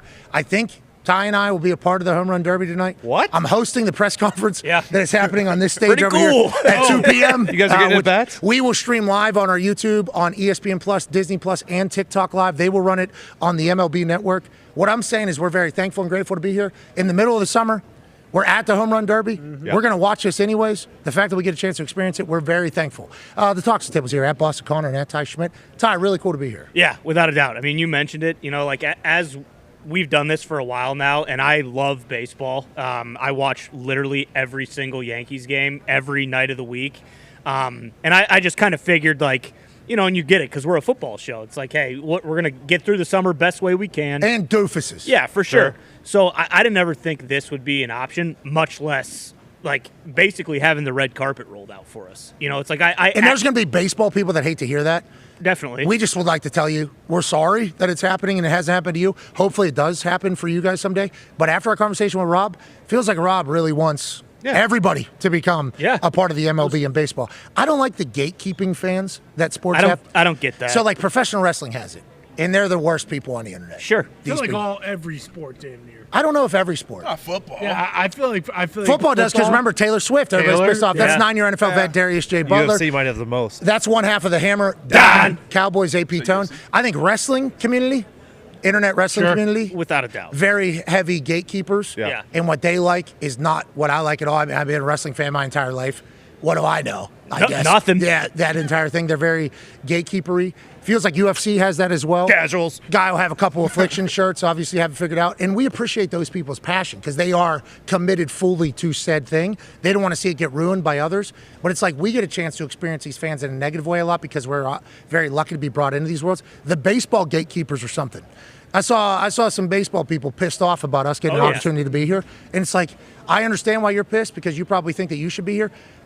When you get to the point you should be here, I think Rob will have you. We're very thankful and very lucky, and we're going to try to do it some justice. Yeah, without a doubt. And I mean, like you said, it's not. There's also TV execs that are not happy that we're here. That is also That's true. a whole nother animal to talk about. But it's also no bullshit. Mid-level, powerless TV execs, just so you know. And I think you're experiencing that right now. He who is watching this. Yeah, we're here. None. Power negative.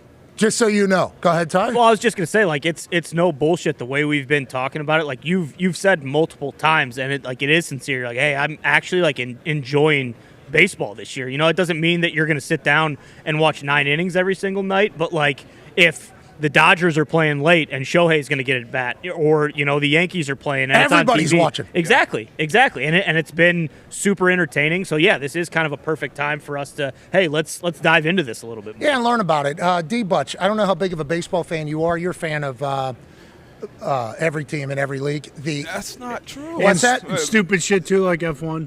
I mean, that's not stupid. We're off this weekend, and that's why Skinner's brother was able to make his Wimbledon final. But, I do like sports. In summer, summertime has been a tough stretch. I'm a football guy, basketball guy, so it's tough hockey, to find. obviously. Hockey. That's embarrassing. Okay. That's embarrassing. You just forgot you're a Panthers fan. You're back-to-back Stanley I Cup. didn't forget. Bad. That's top 2. I just got into hockey, 4 years ago? So obviously we are defending champ. Back-to-back. What's lifelong. that? Since inception, you've been a he fan. knew I'm saying, but team. actually following, watching the game. Like 10 years ago, I couldn't name 5 guys on the roster. Now I can, I can go top. All right, we'll talk to Jet Passon here in a matter of moments. He's been our baseball source plug for years. Yep. Can't wait to chit-chat. Anytime we get to see him in person, it's good. Before we get to Jet, there's some summer sports talk that we need to get to.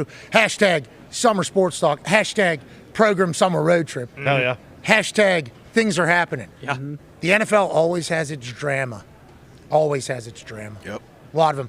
Guy got arrested over the weekend. Obviously don't love that Not at good. all. Bummer. Don't love that at all.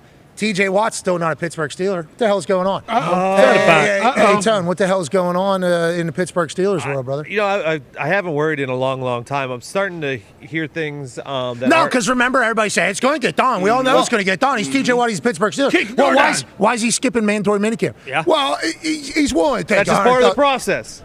That's what everybody said. We're talking about Trey Hendrickson over in Cincinnati. Well, that's and that's the because Bengals. Trey has come out and gone very public about it. Yeah. And we're like, they're in trouble, they're in trouble. And then all Cincinnati Bengals fans kept saying was, well, is TJ Watt in the building or not? Because it's kind of a similar situation. And the entire time we're like, no. Then we asked the people that would know, the insiders, they're like, it'll get done. We all think it's going to get done. It's like, are we sure that this is going to get done? TJ Watt heading to the market would be bananas at this time of year. I don't even know how possible it would be, but they still do not have a deal done. And Kaboli, who is the Pittsburgh Steelers reporter for this particular program, has been saying a lot of things to him. Yeah, he has. He's right there. He's talking about the length of the deal, guarantees, and total value. So when TJ's 30 years old right now. So I think the team's kind of having a situation where they want to look at how many years do you want to have guaranteed money with TJ. Myles Garrett had basically 3 years of what? You wonder? It's TJ Watt. First ballot, his gold jacket. Listen, He's 38. He's 30. Listen, I'm just telling you what I'm hearing, okay? I'm not saying I'm making these decisions. I'm not saying it's my opinion. Yeah, but the way you talk. What side are you on? Yeah, tell us I how haven't you decided feel. yet. What? I won't decide until the dust has settled. Not on TJ's side. Tell you what, if the Steelers keep Who's this TJ, great move. If they decide to move on, boy, what kind of value did we get? The best. Yeah, you think Omar Khan's going to be able to work a good deal? The con artist, the general manager for the Pittsburgh Steelers, they're in the middle of it. They've done a lot of things. Obviously, you go all the way back to Darius Slay, then DK Metcalf, Aaron Rodgers, trade for Jalen Ramsey, trade for Jonnu Smith. Yep. You make a lot of moves, going all in seemingly. You would think that TJ Watt would be on the team, but there's a lot of money going to a lot of places. And I know you're only paying Aaron $10 million or whatever the case is, but it's like, how do you get to the 40 number? Correct. that TJ is probably expecting because you guys have kicked this can down the road a little bit and still have everybody. We shall see. This would almost be the year where the Steelers would be hoping for a hometown discount as opposed to the last couple years that they've gotten. It's like, hell no. Exactly. That's like they've pushed past the point of hometown discount for TJ Watt in his eyes. And, if you listen to J.J. Watt speak, and he didn't speak about TJ's situation, he was speaking about Trey Hendrickson's situation. He's like, if you get the deal done earlier, it's obviously a lot cheaper and better for all parties. When you kick it down the road, hey, we'll take care of you next year. We'll take care of you next year. It only gets higher, and then the feelings, too, little negative feelings kind of can creep in there whenever it's that type of business. So everybody's assuming it gets done outside the world. TJ skipped mandatory minicamp. That's a statement. Yeah. But I'm hoping he gets it done because this Steelers team, if TJ was also on the team, you're talking about a real run maybe for, oh, mama, I'm in fear for my life from the long arm of the law. Are you worried? Yeah. A little bit. But also, the contract's out there. Like, Miles' contract's already done. Like, that should be TJ's contract. Just do that one. Yeah, all right, so now you're on... Now you're on TJ's side. Now you're on TJ's side? I'm waffling a bit. Oh, nice. Penny pinching Pittsburgh. All right, let's talk about what else is happening around the NFL. The quarterback series is back on Netflix, and thank God. Thank God for it. Obviously, baseball carrying us. Yep. WNBA doing its thing. Yeah, sure. Shout out W. Shout out to the W. Yep. Shout out. I think there's some other sports happening internationally. I think I saw ping pong was taking place this morning. Sure. Super table Cup. tennis. Yeah, they had a big one. Wimbledon. FIFA Super Duper Cup. Congrats to Trump and Chelsea for winning that one. Yeah, both of them.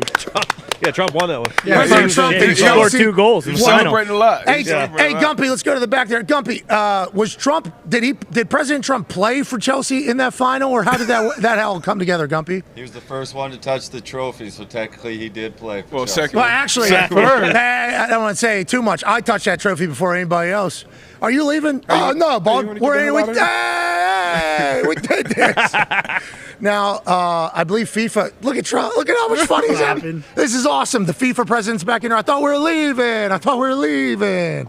So the president obviously celebrating with Chelsea. They won $100 million, Gumpy, and this tournament is now officially over. Was it a success or a failure, Gump? How should we be viewing the Super Duper FIFA World Cup? Oh, they have it. Chelsea won between $130 and $150 million. Wow. The tournament produced $2 billion in revenue. Cole Palmer scored 2 goals in the final, won player of the tournament, man of the match, and Chelsea beat PSG, who won the pretty much everything. PSG won everything this year. It was the first time they lost in a final, so Chelsea had an unbelievable tournament. They were plus 1,200 at the start of the tournament to win it. And the Palmer guy you talked about scoring 2 goals, I don't know if it was the finals or the semifinals. They were actually signing guys to their team. Guys were hopping on planes, flying over to these games, and scoring goals. Yeah, João Pedro, they signed him his first game. He scored 2 goals in the semifinals. He wasn't even on Chelsea at the beginning of the tournament. He's unbelievable. Scored again yesterday, too. Can you do that in TST? Well, so that's the thing. TST has this registration process where you got to be registered as a coach or a player. That. If in the Super Duper FIFA World Cup, we can just call guys, put them on a plane, and come win $140 million. Yeah. Can Team USA do this during the World Cup? We should be able to. Lou Messi, yeah. Didn't that poopy Premier League team just do that too? Where they signed some guy like halfway through the season? Who? Burnley? Yeah, wasn't it Burnley? Didn't Burnley just sign some guy? Burnley made a big-time acquisition. Who was it? They spent some money on a famous guy, Gumps. It just happened. Kyle Walker is one of the best right backs in England history. He'll be playing for J.J. Watt's Burnley. So soccer's happening. Appreciate them. Yep. But the quarterback series on Netflix is back. 3 quarterbacks. Jared Goff, Kirk Cousins, and Joey Burr. Now, all 3 very interesting. Kirk Cousins,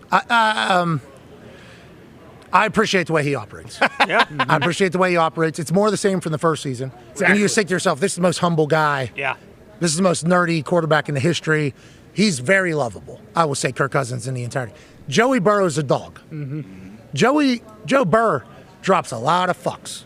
Yeah, he does. I like that. Yep. That is something. Seems like he's not holding anything back. Also, he's learning how to play the piano just because he walks past the piano in his house and he figures he might as well sit down for 10, 15 minutes and learn how to do this. And now he's playing the piano. Haven't seen the entire series. I've seen a lot of it. Jared Goff and MCDC have been a huge piece of the story. And I'll tell you, if I'm a Lions fan, and Foxy, you could probably reiterate this more, you guys are bopping to quarterback, I assume. Yeah, I absolutely love quarterback, Pat. To your point, I didn't know anything about Joe Burrow. Learned a lot about him. I like him more. Kirk Cousins, we knew he was a dog. How he handled the Penix situation was flawless. It was perfect. Love Kirk Cousins, but watching Detroit Lions, MCDC, Jared Goff in their best season ever, getting the full recap, it was amazing. It made me love Jared Goff so much more. It made me love MCDC so much more, and that's saying a lot. Like, trust me, I already love these guys. Favorite in franchise history, and I thought that quarterback did an outstanding job. And some of these clips, some of these behind the scenes are absolutely beautiful. Foxy forced us to run this, but here's 2 clips from Quarterback on Netflix. It's a long one. Yeah, it's like 6 minutes, but I'll tell you, it is beautiful. And congrats to Omaha, congrats to NFL Films, congrats to Patrick Mahomes, congrats to Netflix on an incredible new season of Quarterback. Here's some footage of MCDC and Jared Goff being on the same page. I'm going to tell you how this is going to go down. Offense, we are going to fucking put everything on your fucking ass. Okay? I'm just telling you right now. You got to show up. You got to show up in a big way. The way we play ball, we're fucking going. We're going 4 downs all the way up and down this field. As long as it's not 4 fucking 20, you understand. We're fucking going. And we will fucking just march down this field, and it's going to be so fucking glorious, gentlemen. This will be one you're never going to forget. That's fucking right. You know what I mean? Let's fucking go. How low can we get this? They'll be left with probably about 50 seconds. 50. Okay, got it. If we don't get a first. No, I'm saying they'll have. Yeah, if we don't get a first, they're gonna have at least 50 left. But if we get it, we'll bring it down to 0. Yeah, I got it.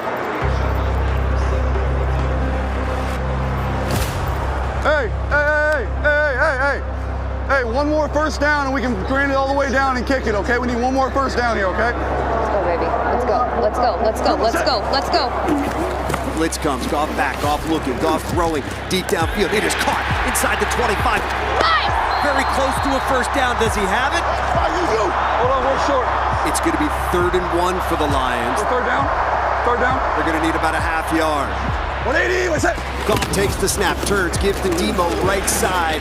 He is hit, and he's going to come up short. It is going to be 4th down and about a half yard.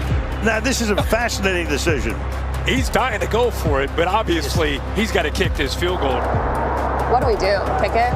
I'm not sure what we're going to do. I'm unsure. I know the prudent decision would be to kick the field goal and go play defense for 30 seconds and finish it off there. But I know the way that Dan had come into the game mentally was that we were going to be really aggressive. We going? We are under a minute. They got no timeouts. We going? Kick the field goal. That's probably the right thing to do.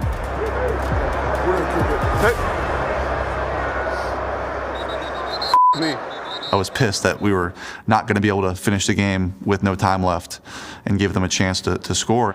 I think we do feed off each other a little bit. So I thought, man, we were hurting on defense. And we just brought some guys in off the street that were starting for us. And to me, that's not fair to ask them with 40-something seconds left to go out there against that offense. And I think his confidence is always going to help me. Let's finish this. You gotta go, coach. You gotta go. We're going.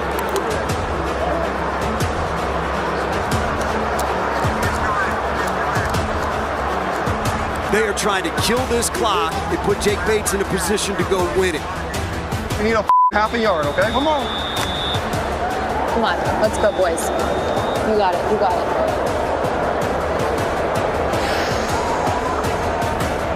On 4th down, Jared up under center. 180, what's that? Turns, gives it to Montgomery, gets the first down. Yeah! Oh my God, Jared slipped. That could have been bad. My shoe's just a size too big, and I think one of our linemen got a little piece of it. Jared tripped as he came out from behind center, handed it to Demo, just barely got it to him. He got the first down. You let that clock run now. Down to 30 and the Packers can't stop it. Good job. Hey, let's go. That's that Good call. If that hadn't worked, our defense would have had to get a stop and we would have had to beat them in overtime. But yeah, big balls by Dan. Bates is ready. Lions going for the win. Fox the hold, kick away. It is up and it is good. You want to talk about grit? What a night for the Detroit Lions. Hey! Hey! Hey! Great job. 4 of 5 on 4th down. Amazing. Hey, you're balling, buddy. Keep going. All right. You too, bro. See you in the playoffs, brother. Keep doing your thing, bro. 12-1, still on top of the NFC.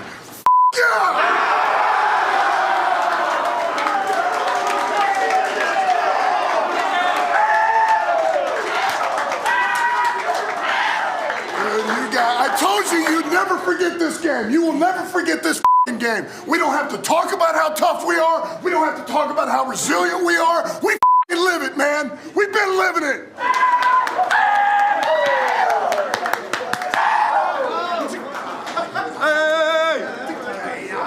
Hey, like he said, this just don't happen, boys. We're different. Again, I'll say it again. This group's different. Win on 3, 1, 2, 3.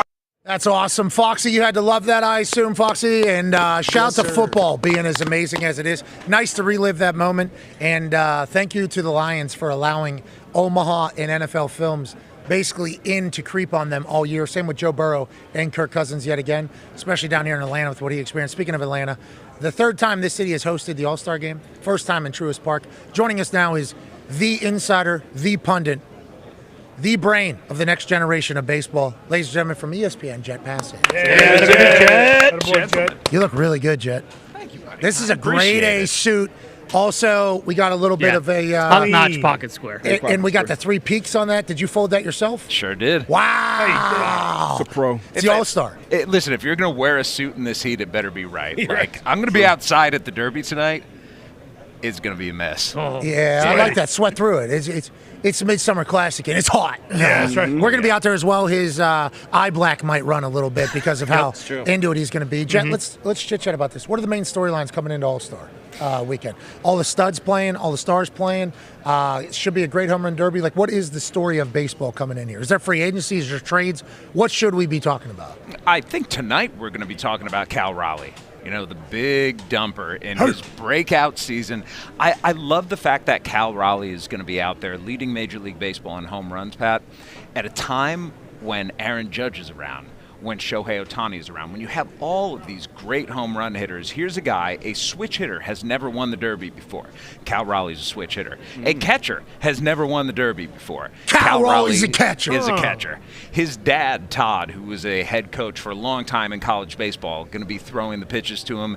His younger brother, 15-year-old T. Raleigh, going to be catchers. behind the plate catching. All catchers. A family full of catchers. And so the idea that this can be a family affair, but that you're also going to have just monsters out there. James Wood, 6'7", could have been a tight end in another life. O'Neal Cruz hitting balls 122 miles per hour. How tall is he?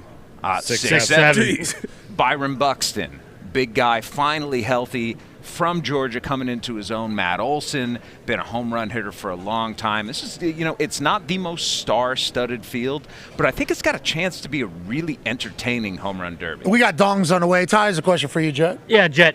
In terms, are you surprised by? I don't want to say like the youth movement, but we were kind of talking a little bit, and it does seem that the last couple years, All-Star Weekend has kind of been like a way for the MLB to show like, hey, there are so many good young players that casual fans know nothing about. Like, the Derby's a perfect example. Yeah, and I think that's why the Derby and the All-Star Game are so important to this sport. Like, baseball right now, in Shohei Ohtani and Aaron Judge, have, I think, the 2 biggest stars of the last 25 years. Yeah. Like, these are real, transcendent, across all sports, names that people know, who do things that people can really, look at and say, hey, that's impressive. Shohei Ohtani playing both ways, hitting 50 home runs and stealing 50 bases. These are things that, baseball has a difficult time going across into the football realm, the basketball realm. But I think baseball has a moment right now, and those young stars are a big part of it. We're going to see one tonight in Junior Caminero. He's 21 years old. He's hit 20-plus home runs already in his first full season with the Tampa Bay Rays, has the fastest bat speed along with O'Neal Cruz in baseball, and has a chance to really put on a show tonight. And that's what the All-Star Game should be, right? Like, this is a show. This is why Major League Baseball chose Jacob Misiorowski to come here after 5 starts in the big leagues. He's really good. He might be a Hall of Famer. He might be a guy who flames out. We don't know at this point. It's too early in his career. But what we know he is right now is a guy who's going to go out there in one inning and throw 102 or 103 or who knows how hard and throw maybe 105. I love that. Listen, he could. He could. He's got that arm in him, and he's got that dog in him too. And I'm looking forward to seeing him go out there and pitch. Kansas City, Missouri represent. You talk about, shout out to you. You talk about the youth movement and everything like that. I think it's the 7th consecutive All-Star game where there's 30 fresh faces, 30 players making their debut at the All-Star game. I think 13 out of the last 15 All-Star games has had that stat. So it is like a lot of a youth movement coming through the All-Star. Is it still heralded around the league as a big deal to be an All-Star? I assume yes. It is. I mean, listen, they've had this year particularly like some bigger names drop out. Not like Zach Wheeler wanted to go take some time off. Jose Ramirez wanted to go nurse some injuries. And there's so many All-Stars now, it's almost like, okay, are we getting into the realm of participation trophy at this point? NFL, we have like a top 20 quarterbacks make the Pro Bowl. It's not. Drake May. Yeah, it's exactly. It's not quite like at the Drake May level at this point, but baseball's All-Star game has also evolved. It used to be like back in the 70s, if you were a starter, you would play all 9 innings. Like it was a full game. They did not care. The starting pitcher would go deep into the game.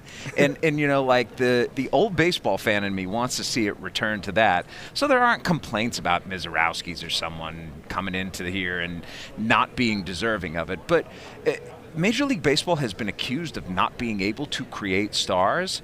Well, when you bring a guy who throws 102 or 103 to an event where eyeballs are going to be on it a whole lot more than they normally are for the Milwaukee Brewers, what are you trying to do? You're trying to create a star. It's tough to have both.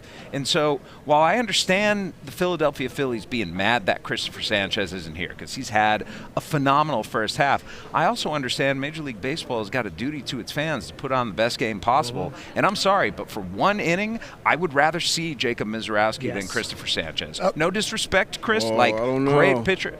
Oh, I do. D-But's been watching film. He's with the Phillies. Sanchez guy. Yeah, he's with the Phillies.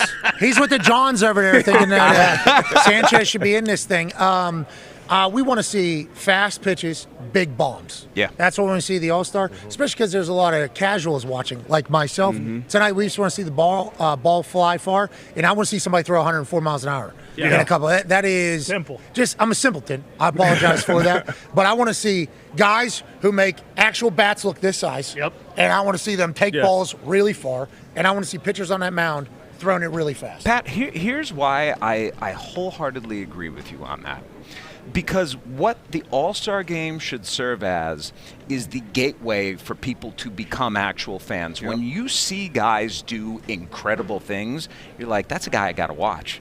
That's someone I want to see a little bit more of. And then you watch a game, and it's not slogging on for like 3 hours like it used to. Now it's quick. You got your 2.5 hour quick baseball game, and it's like, oh, this sport's not boring. There's actually action going on. It's interesting. There are characters. There are personalities.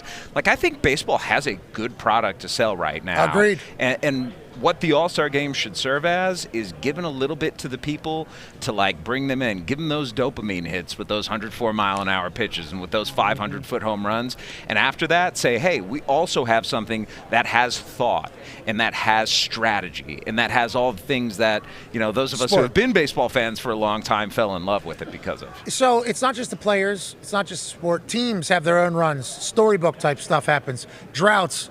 Heaters, you name it, throughout 162 games. Right now, there's a bunch of massholes that are feeling themselves. Go ahead, Con, man. Yeah, Jet, Pat said it. The Boston Red Sox are the team of baseball right now. The story is the Stars, but when we're talking teams, the story is the Boston Red Sox, okay? And Absolutely. They're on a 10-game win streak. Everyone after, Devers gets traded.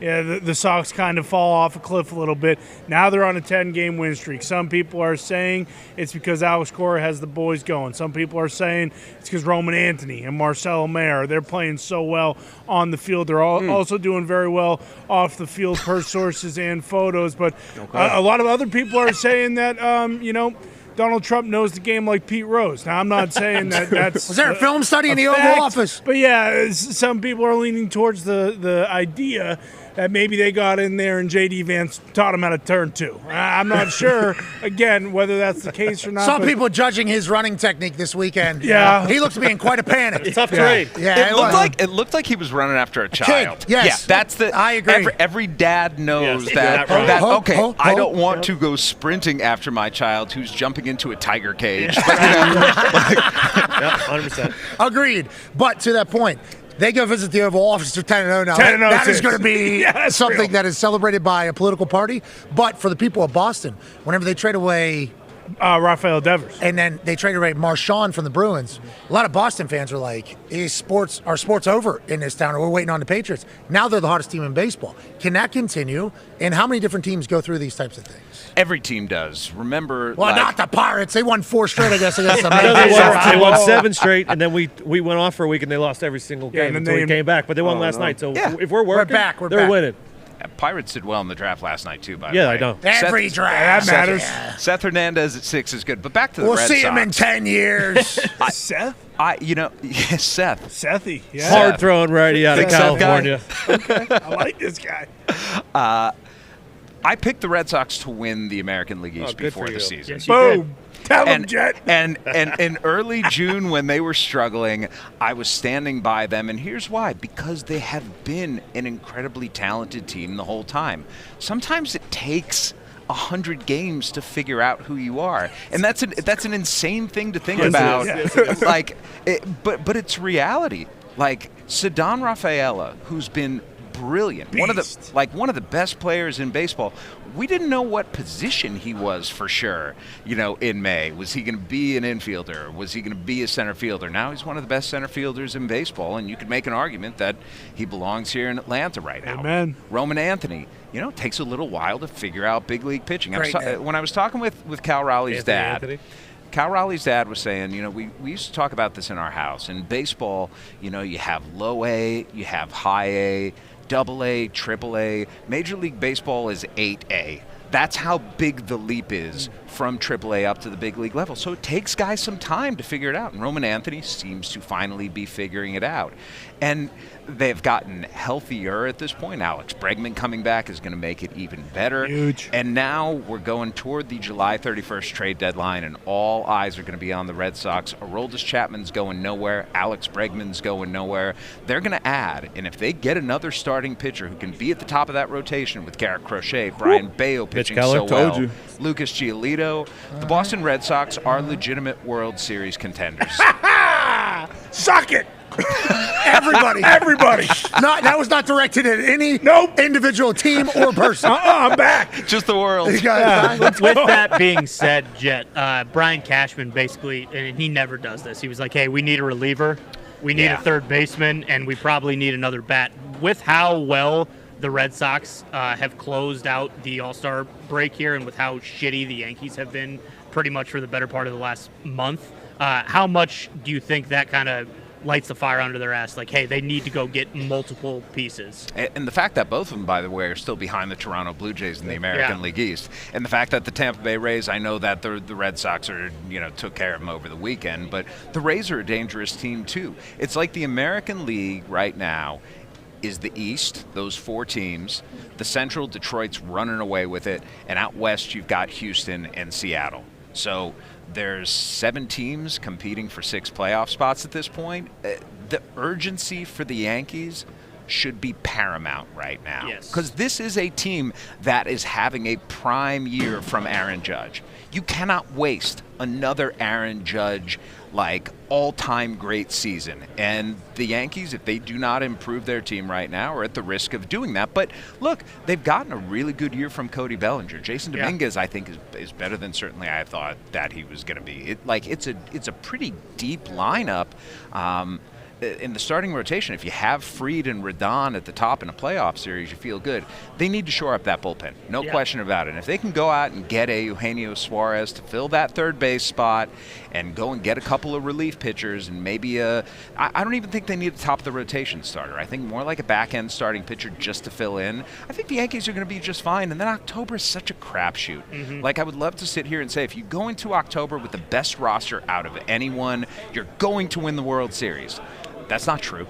Like, it happens every couple of years. If not, the Dodgers would win every damn World Series. And, if the Dodgers lost this year, it wouldn't surprise anyone despite how much talent they have. I don't think Dodgers are going to lose anybody. No. Maybe Pittsburgh Pirates if they meet them in October. Bingo. They haven't ended the break here very well. Dodgers, well, it's because all eyes are on the All-Star week. And the Boston Red Sox. But with the AL East, kind of sticking with them for a second, what happened to the Baltimore Orioles? Because they were supposed to be like you're talking about how, the Pirates had a great draft, you build your team in that way, and then I thought the Orioles did that. They were the 1 seed, or they were up there 2 years ago. 2 years ago, and now they fell off a cliff. Like, is there a way you can build your team right, and then for the whole entire thing to collapse a year later? Because it feels like that's what happened with Baltimore. Yeah, and I don't think Baltimore is going to have to go back into, like, a rebuild mode here, right? Like, they've still got a lot of talent there. What they don't have is pitching. Pitching's been the Achilles heel all year. And, they addressed it last year by going out and getting Corbin Burns. And Corbin Burns was phenomenal for them, but he left in free agency this offseason. They signed Tomoyuki Sagano. They signed Andrew Kittredge. Like, they just did fill-in gap-to-gap moves, and it didn't work. Like the Pirates. No. No, their pitching's Pirate, great. Yeah. We got Paul Skeens, brother. Pirates. And the Cruz miss. Filling in gap to gap. Excuse me. Yeah, I mean, there's a lot of gaps, but we got a couple gaps that we've certainly covered up. You ever pretty seen good. Titanic? Yeah. There's a couple holes. Yeah. And then that thing goes up like this. But Skeens is up there just Yeah. playing that thing down. He's the captain. Poor guy. And the missile, Cruise missile, is out there just hitting bombs in front of a great fan base that fears that they'll never see a winner. Anyway, Tone has a question for you. I do have a question about Paul. Do you vote for any MLB awards, player awards? I don't anymore. I stopped. Smart. I stopped doing Do you it. think the voters will hold it against him smart. that he, is the best pitcher? He has a 2 ERA, but he's 4-8. Do you think he's because I saw he's no longer the favorite to win the NL Cy Young, which he definitely should be. Do you think voters are going to hold it against him that he's not winning games? Nobody looks at wins anymore. Okay, good. Yeah, and it stopped with Felix Hernandez. Like when Felix Thank God, Hernandez says the Pirates. It's a loser mentality. Yeah. Whoa. Right, King Felix did have a situation like this. Yeah, and here's the thing. I think we all look at what teams do winning games, but pitcher wins are not in any way a reflection of their performance. You're going to have a guy probably who wins 17, 18, 19 games this year who's half the pitcher that Paul Skeens is. And so they will look at when I was voting for the Cy Young, the first thing that I looked at was innings pitched. And I know that's kind of old school of me, but I want to see who goes out there and who posts. Sure. Like, who is going to get me deep into games? Who's going to save my bullpen? Who's going to go CG if I need it? Which is why Zach Wheeler is right up there with Paul Skeens. Yeah. Like, Zach Wheeler's awesome. And I think Zach Wheeler in the past, frankly, the year Corbin Burns won the Cy Young, Zach Wheeler threw something like 35, 40 more innings than him. And it should have been a lot closer than it was. But Skeens is going to throw a lot of innings this year. So I don't think there's going to be that much separation from there. I look at strikeouts, I look at walks, I look at home runs allowed. And then from there, if those numbers are all tight, it's just looking at little tiny granular things. It's going to be an interesting and close vote. I will say there's a chance that some voters, if there is almost a virtual tie in terms of numbers, do wind up looking at the success of the team, and Wheeler would be the favorite because of that. Okay, so let's talk about the future of this particular sport and league. Celebration last night in a pretty big way. Go ahead, D-Buds. Yeah, you talked about Seth Hernandez, number 6. Who was the winner Yeah, of course. Who was the winner last night in your eyes of the draft? I know it's much different than our draft in NFL. Oh, We're going to see we're going to see those guys week one, hopefully impacting wins. But who won in your eyes last night? I think the Seattle Mariners really won. You know, they were a borderline playoff team last year. And Major League Baseball, in this last collective bargaining agreement, instituted a draft lottery for the first time. And so the Mariners would have been picking down in like the mid to late teens had they not won the number 3 overall pick. Crazy. And, Eli Willits goes number 1 overall. The Nationals are essentially in a rebuild right now, and so they're spreading their money out among a bunch of young, talented high school players. And Willits is getting a way under slot deal, which means, the slot value for that top pick is around $11 million. It's not like the NFL where you get paid what your slot is, or the NBA where you get paid like it. In baseball, you can get creative. You can shift money around a little bit. And so Eli Bobby Willits, Bonilla. Yeah. And who's that other guy we talked about last night? He's getting $9 million for the next 14 years. Oh, Chris Davis. Chris Davis. Oh, yeah. Max Scherzer is the second highest paid Washington National this year. Yeah, right. Behind Steven Strasburg, who's not playing either. Yeah. Number 2 overall pick, the Angels gave Tyler Bremner, who was expected to go in the early to mid-teens. He went up to number 2 because he was willing to take a haircut on the pick. Crazy. But Cade Anderson was widely regarded as the top prospect in the draft, and the Mariners, who already have Logan Gilbert, Brian Wu, who's here as an all-star right now, George Kirby, Luis Castillo, and Bryce Miller in their rotation, get a guy who could be in the big leagues at some point in the next year or two and could be a top-end starter. An absolute coup for the Mariners. All right, well, thank you for the intel. Thank you for the vibes around baseball for years and years with us. You have been our plug for baseball for years. And I think we've been very transparent on our relationship with baseball. I don't know much about it, but now that we're here, we have you to thank for a lot of it, Jay. Yep. We appreciate you bringing us into the world, and we appreciate you taking care of us. You're the man. Honestly, I'm so glad you guys are here. Just to get to experience what this is like. This is I think this is my 22nd or 23rd All-Star game. I've been doing this a while now, and being able to reach out to a wider group of fans and show them what this world is like, it means a lot to me, and you guys are a big part of that, so thank you guys. Come on, for you're the man. here. Ladies and gentlemen, senior MLB insider at ESPN and pundit, Jet Passing. Hey, Jet. Jet, we appreciate you, brother. Thank you. See you, Jet. See you, Jet. Bye, Jet. Take See care, you, man. Jet. All right, Jet. All right, Jet. Hit the brakes, kid. All right, take a hike, Jet. I'm leaving. That's what they're saying, not me. I want to let you know. Nice suit, Jet. Ooh, athlete. Good dismount. Okay. That was like 45% of his body height. Well, he's got a low center of gravity.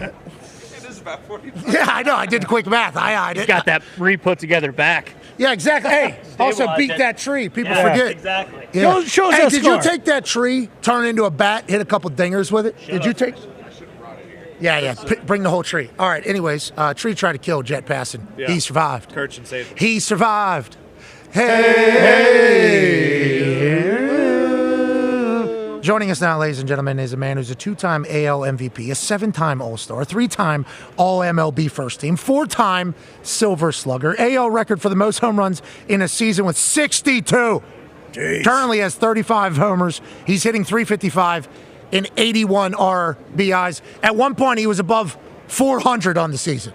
Ladies and gentlemen, Ty Schmidt's dream human, Aaron Judge. Well said. Well said. Judge. All rise, gentlemen.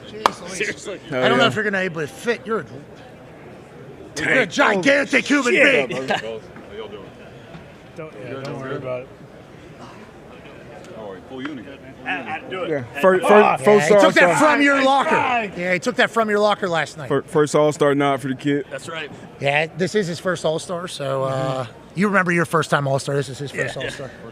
Holy shit, we got to lower that a little bit. Can you put that on? Is that big enough? Jeez. Oh, let's go. Yep. Yeah. Oh, Let's yeah. go.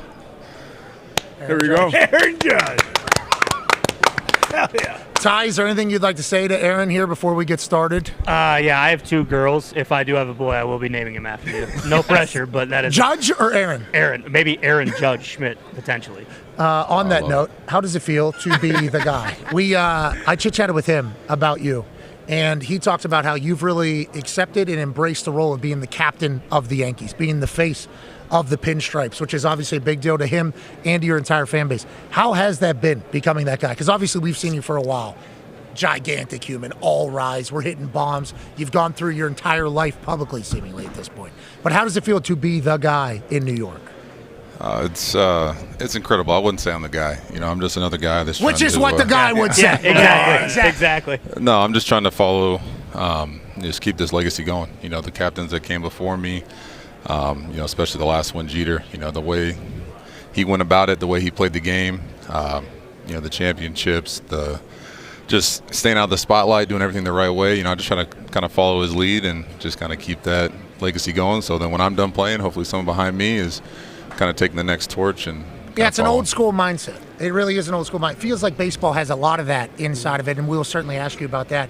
You saying not doing a lot of publicity, he was kind of forced to do this one, so we appreciate you. We let people know Aaron Judge was not reaching out to get his face on a camera anymore. Kind of felt obligated to the MLB people because we asked about it for Ty, and also because we've been following you. This year, different. You're over 400 there for a while, and then we're talking about a varsity player playing against JV. Does it look like a beach ball whenever you're in one of these zones, or what is it about this year, or maybe you just as a hitter as a whole? It's just trying to get better every year. We had a great season last year. I got all the way to the World Series. We didn't finish the job, but that's where I take the off season, kind of take a couple of weeks to reflect and be like, hey, how can I get better? How can I help the team? What things can I do personally to just kind of take that next level in my development? And we're just working on it. So what is I try it? not Is to it look at the seeing stats. the ball better, or what is it? How does that work? How do you get better at seeing the ball? How old are you? 33. You're about to beat Jesus. You make it one more year. Congratulations, and God bless him. But with that being said, how do you seeing the ball better? Is that something, or take me as somebody who never played baseball? Well, how does a hitter get better? Well, I think the cool thing about with the major leagues, when you're working your way up through the minor leagues, you're in high A, you do well there, they bump you up to double A, and now it's a whole new league, new pitchers, new players. You do well there, triple A. Well, in the big leagues, you're at the top. There's nowhere else to go, so you're seeing the same pitchers over and over and over again. The new guys kind of come up. They might stay there for a little bit. They're gone, but you see the same pitchers over and over. So I feel like just getting a chance to see the same guy and get more at bats, get a feel for it. It's good things are usually going to happen more for the hitter. How many times behind closed doors have you fist fought Shohei Ohtani? Not once, man. He's a great guy. Great ambassador for this game. We're going to get him back, though. We'll see him down the road. No, but you too. I just talked to Manfred about this, and I assume he's very grateful for you and all the stars in the league. But you and Shohei and Big Dumper and Scooble and Skeens, all the stars playing well is great for the league. Do you guys feel that for the league? Do you feel the momentum that you guys are kind of a part of right now with the league as a whole? Yeah, baseball's in a great spot. I feel like just every stadium we go to, it's packed out. Just the publicity a lot of these guys are getting, worldwide. We're having fans all around the world watching this game, celebrating this game. It's something special. So, like you said, when the stars are out there playing their best, it's good things for the sport. That's for sure. And I got to say also, when I work out at the Yankee complex, your guys, this show is on 24/7. Just to let you guys know. So I wasn't forced to do this when we heard about it. I was like, I couldn't wait to get on here. So it's special. All it's right. special. That's awesome. I appreciate you. Go ahead, Ty. That's awesome. I just got goosebumps. Yeah. So you guys have heard Ty, I assume. Yeah. All right. Good. That's good. Obviously, everyone, hitting wise, it's kind of crazy because I expect you to, if not hit a homer every single game, at least go 2 to 4. So sometimes if you go 0 for 2 with a couple walks, I'm like, Jesus Christ, what's going on with Judgy today? But I've said, just to act like that. Yeah, no. Well, I mean, this guy gets it. I'll take a bullet for him. I've long said, though, I don't think you get nearly enough credit for how good you are defensively. I mean, just, what was it, Saturday against the Cubs, you rob a PCA home run, you have the shoestring catch, and then, you have the sliding grab to end Rodon's inning, get out there unscathed. How much of it, because obviously everyone's always going to talk about your numbers at the plate, how much do you have to put in defensively, though, to make sure that you're sharp? Because you are a weapon in the outfield. Yeah, I just never wanted to be a liability out there. I wanted to be a complete player. I know how hard the pitcher's working on the mound, and I don't want to be that guy that, drops the ball, lets the ball fall in, and he's like, just come on, man. Yeah. I didn't want that look. So I just want to always be a guy that, the ball's hit my direction, my teammates can depend on me. And, talking about earlier what you said about, going 0 for 2 or 2 for 4, I love those expectations. That's one thing that drives me every single day is knowing that, fans are coming to the ballpark, they're turning on the TV, expecting me to go out there and do something great for the team. So it's that pumps me up here and there. Yeah, you kind of ruined our show there for a while because remember we were just doing the 400 watch. Yeah, because you're batting over 400. So if we could fucking, if we could please get back to over 4. D-Bud has a question for you. Yeah, Aaron, you obviously made the correct choice, but we're in a world now where young kids start to get specialized in sports really early on. You were a phenomenal athlete, I know, on at least the high school level in all different sports. When did you know for sure it was going to be baseball and you're going to go that direction? I always thought it'd be baseball. I love playing baseball growing up, just a chess match, back and forth, pitcher, hitter, the pitcher, catcher, just everything involved. But I love football growing up, just the mentality you got to have to go out there and just, I'm going to kill this guy in front of me. Yeah. Which was, so put your ass at tackle, though. Nah, not tight end. Oh, yeah, 6'7", you're right. Tight end, but there is is baseball 6'7"? I mean, I think O'Neal is as well. Yep. Is there like a too tall moment? Like if you get to 6'8", is that too big for baseball? Well, I think I'm technically 6'8", but I tell people 6'7". Oh, because of this. To stay underneath that, yeah, exactly. Because I assume too tall, how many? Randy Johnson's the only one I can think of. Yeah, there's how many giants? You can be as tall as you want. Yeah, there's not too many. Your strike zone is gigantic. Oh, yeah, he gets screwed with the low strikes all the time. Yeah, we'll talk about that. We'll talk about that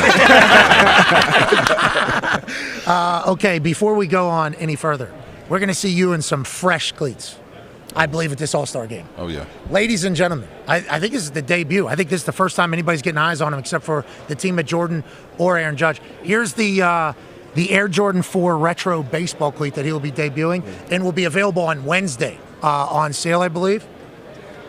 Oh, come on. So clean. Size 75. I don't know if anybody else is going to have this size. Those things are beautiful. You're obviously on the Jordan team. Yeah. How long has that been, and how cool is that? And how much do you have say in like what you want to kind of wear next? Because these are filthy. Obviously a classic that everybody loves. Yeah, this is a classic, especially for the All-Star game. It's cool to kind of bring something out like this. But the Jordan team, they're so great with us every offseason and even during the season. Next couple of weeks, we'll be kind of talking about what we're going to do next year. I've been on the brand since 2023. So it's just a special partnership, man. The love and support they show us every single night is incredible. I want to also hook all you guys up with some fresh Jordans too before we get out of here. So we'll try to. We're gonna get that lined up. We'll get all your sizes. Gloves? We're getting Jordan gloves. It's my captain. If you want some gloves, we'll hook up some gloves. No, is that what you were talking about? What are you talking about? No, some shoes. We'll get you some shoes. We'll get you some fresh J's. So I know you got some fresh shoes on right now, but we'll get. This snake died in its sleep, Aaron. Okay, it lived a nice, great life, but I will certainly put some J's on, especially if they're going to be gifted by you. The Jordan team in every sport is obviously such a high rank in everything. All-Star Week, obviously gigantic. You're very comfortable in this setting. What is it like for the new All-Stars? Like whenever you come here and you see what is All-Star Week like as an All-Star for you guys? Is it too much? Is it tiring? Is it exhausting? Do you enjoy it? Is it a waste of time? Like what is the mindset of most players whenever they come here for this celebration? Ty, you want to get this one? Or you want? Hey, I'm a first time. Ty's first time. Yeah, he hasn't experienced it. I can't wait to chop it up with you in the clubhouse later. No, honestly, I think, I go back to my first one in 2017 in Miami. It was just, for me, it was amazing to see a lot of the players that I looked up to. Buster Posey was one of them, and I'm stepping in for my first at-bat in my first All-Star game, and I got Buster Posey for the San Francisco Giants calling pitches against me where I watched as a kid, rooting them on TV. So I think that's probably the coolest thing is just getting a chance to interact with some guys you usually don't get to see, pick their brain a little bit, come out here, celebrate the game. I love what they're doing now, having the draft here, have everything here. I think it just brings more excitement to this, special day. Yeah, it makes it a big hub. We get a chance to experience it in football. The Super Bowl will do their thing. And then for college football, the playoffs have kind of become that. In the NBA, All-Star Week is when everybody kind of comes. Feels the same right now. I don't know if it's always been like this. You said it's pretty new. But draft into this press conference, into the home run derby and everything, it's taken over the conversation. We're lucky to be here. Boston Red Sox fan, Boston Connor has a question for you. Yeah, Aaron, thank you for leading with that, Peck. That's what I want to ask about. Something that I love about baseball and just sports in general is just hate. I love the hate that teams have for each other, and the best rivalry in sports, it feels like, across the board is, Sox-Yankees, or at least it was. As of recent, the Sox haven't been good when the Yankees are good, and then, the Yankees haven't been good when the Sox are good. Right now, it's kind of hitting its stride here where the Sox are getting good again. Do you think it's still possible to have very passionate, throwback rivalries like the Red Sox and the Yankees used to have, or do you think at this point now, because of all the access, because everyone's friendly with each other, much closer, that it's almost we're past the era of Veritek and A-Rod and those guys, and now like the Red Sox, Yankees rivalry and just rivalries in general are kind of going into a different stratosphere when it comes to that stuff? No, I think it's still there. I think there's a level of respect that we have for everybody, especially when we go to Fenway and we step in that historic ballpark and, playing against those guys. I got a certain level of respect for them, but I also, can't wait to, beat them every single game I can. Yeah. So, especially you hear from the fans are yelling at you, they're saying some things we can't say on here, I don't think. And in Boston, of course. We know what they're saying. We just heard it everywhere. Yeah, I've never heard it as much, but I know what you're saying. Yeah, no, absolutely. But it's fun. I enjoy it. I think we might get to that point there might be some times where maybe a couple guys throw inside, maybe we throw inside, we kind of see what happens. Yeah. But it's I don't know, it might be good for the game, but we'll see, man. I got so much respect for those guys. I think they kind of feel the same, so we just try to go out there and just put on a good show and kind of leave it all on the field. On that note of throwing inside, Tone has a question for you. Yeah, I do. And throwing inside, and Ty talked about it throwing low earlier in the low strike call. You talked about getting better each year. How do you feel, how do you deal with now in this point of your career, just getting pitched around a ton? Can you tell at the beginning of the at-bat that you're going to be pitched around? Or are you hey, I'm not going to get a pitch to hit this at-bat? Or can you tell when hey, they're not going to give you anything? Usually have a feeling, but I try just to block that out because there might be one slip up or one mistake they make, and that might be the only pitch I see. It might steal a dinger here. Yeah, it might steal a dong shot. Yeah. Exactly. So you just try to stay locked in. You kind of have a feeling. I think I get most upset when they're pitching around me and the umpire back here is like, come on, buddy. We're seeing the same thing. How do you feel about the not robotic strike ABS? Zone? The ABS. Manfred told us, please don't say robot. Yeah, he did. Okay, I take exception with you saying robot. It's a system that we have crafted over the years. How do you feel about that? Hitters love it. Pitchers hate it. Is that a good read? Yeah, a little bit. I think it's just new. So it's just new. Anything that's new, people are going to kind of have their opinions, kind of hit on a little bit. But I still love the human element of the game. That's kind of been my thing growing up. I don't know if it's old school or not, but I just love having the umpire back there, the human feel. But I know it's coming. It's coming the next couple of years, so we just got to get used to it. So are you allowed to – I don't know the rules. Please, bear with me. They're throwing outside on you, okay with getting a walk, maybe steal a couple strikes, though. Can you step into that thing and hit that? Are you – you're not allowed to cross home plate there? Oh, you can do whatever you want as long as you stay in that little batter's box. We're good. So you can go all the way out to the edge of that. You cannot leave that going forward. Because if you were to take somebody who's trying to take you out, step on the plate, that would be highlight of the century if you did. I'm not saying you should do that. Don't change anything, Jesus, especially for me. But know that if you did do that, big pop out of me at my house. Sure. With that being said, thank you so much for stopping by. Congrats on the new shoes. Congrats on another All-Star bid. Congrats on another phenomenal year. And thanks for representing the Yankees so well, because this guy's happy as hell every time he sees you. Without a doubt. Are you excited to watch Jazz tonight at Derby? I can't wait. He's going to put on a show. He's an entertainer, and he's one of the... Are you going to be on the field? We miss you, Jazz. I'll be out there. Yeah. Hey, come on. Yep. Miss you, Jazz. We appreciate you. We continue on YouTube, ESPN Plus, Disney Plus, TikTok Live. Also, the press conference I will be hosting. We'll be live at 2 o'clock here and on MLB Network. We'll see you tomorrow. Goodbye. Okay, we're still digital. Don't say anything that you wouldn't want to say. You understand what I'm saying? To your grandma. Do you understand what I'm saying? It's the captain. People are still listening, Captain. Okay? I don't want to say it, but I'm going to say it for Ty. Every time you guys go into a slump, this guy's getting closer and closer to driving into traffic. Okay? So when these slumps happen, long season, what is it that gets you guys out of it? What, can you feel it when you're in it? Is everybody actually from the baseball movies I watch, are we changing our underwear? Are we doing, is that type of shit happening? What happens in modern baseball that kind of to get out of a slump? Or do you feel like when you're going into one? For teams, not players, but teams as a whole. for teams as a whole, Because Ty is thinking about jumping off cliffs. You need to know that is what's happening. I don't believe that. He's a true Yankee fan. He rides and dies with us. He Yes, knows die. That's the second part. That's what I'm dies. talking about. Aaron, you are repeating what I'm saying. Yes. You know, we play every single day. You know, so you kind of are just so focused on today, and all of a sudden you look up and it's like, hey, we lost 5 in a row, and you know, we'll just, hey, you got to change something up. We'll kind of, I think it's more of a joke. We'll kind of like, hey, you know, we got to switch things up here, try to do something fun, just kind of get our mind off of the fact we just got our butts kicked for 3 games against the Red Sox, so we gotta switch it up here. So, You guys, your mental toughness for dealing with failure is crazy. It's nothing like any other sport. So I have so much respect for it, and obviously I respect the hell out of you. Sick. Yeah, the T-shirt. Yeah, the T-shirt accessories. jacket, the fucking you should see the ring. Did you see ring. the ring too? I mean, the whole thing. The ring's This guy, filthy. Baseball, we that's forget. my wife. Yeah. That's my wife. Great taste. Yep. Great taste. You're the man. Thank you so much for the hospitality. We'll see you tonight, I think. Can't wait. I think we're doing the intros for everybody. Oh boy. That's gonna be great. No, it's great. I'm excited. Mr. Captain, I would respect a little bit of a better response. Yeah, we should have a good time. We appreciate you. Okay, I'm going to go do that, and we'll continue on the other side. I believe Shohei's joining us after the press conference at around 2:30. I will ask him about the other side of the Aaron Judge punch him in the face behind closed doors. Well, he said it didn't happen. We shall see.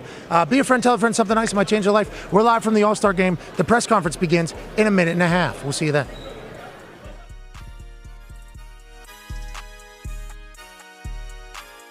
Belle Sessions, who got here at 3 a.m. this morning, was the winner. Her ticket was pulled, and you thought to yourself immediately, what, Belle? I knew I couldn't do it, and he was next to me, and he said that he could, so we're splitting it. Okay, so Belle Sessions made the decision to talk to my man, Henry Silver, who Henry got here yesterday at 6 p.m. He's been waiting for this moment. Now, Henry, you told her that you could make it. Why do you think that's the case? Have you ever kicked a ball before? I've kicked a ball before. I've played soccer my whole life. I think I can do it.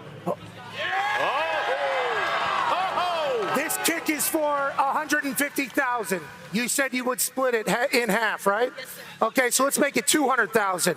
If you make it, you will both get $100,000. Where are you from, Henry? I'm from Fishers, Indiana. Who's your favorite NFL team? The Colts? Hell yeah, dude. Hell yeah. Come on, bro. Hell yeah. To hell with the Falcons. That was rude. They didn't deserve that. I like that. Henry, 33 yards, $100,000 for you, $100,000 for her, $200,000 to hurricane relief, $400,000 on the line. Henry, are you ready? Of course. Have you ever said anything bad about kickers? Of course. Shut up. Let's go. Now, here in Athens, Georgia, it would be beautiful if $400,000 would be up for grabs. Why don't we double it? Because the Georgia Bulldogs. So,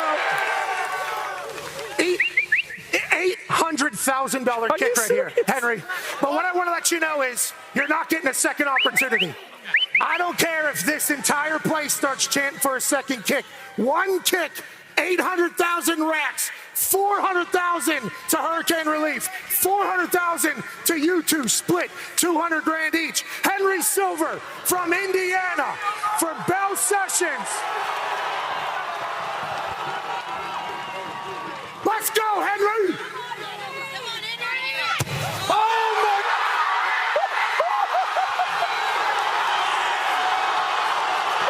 Henry, come in, buddy.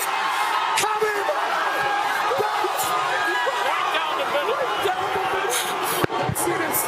Let me see this, Henry.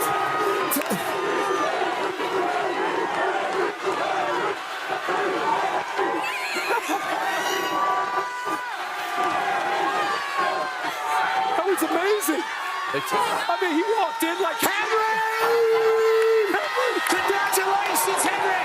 Congratulations, Belle! Dude! Congratulations, Georgia! What a morning! College game day's the greatest! College football's amazing! Belle, you just won $200,000.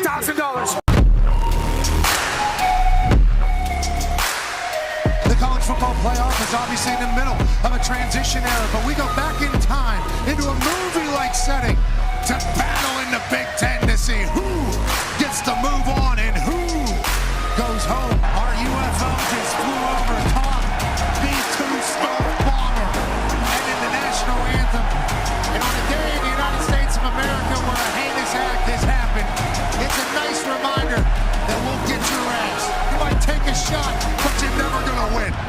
from Will Howard. Same exact play action. Drops it off to Jeremiah Smith. With space. He's a monster. Jeremiah Smith. First touch is a touchdown. Time.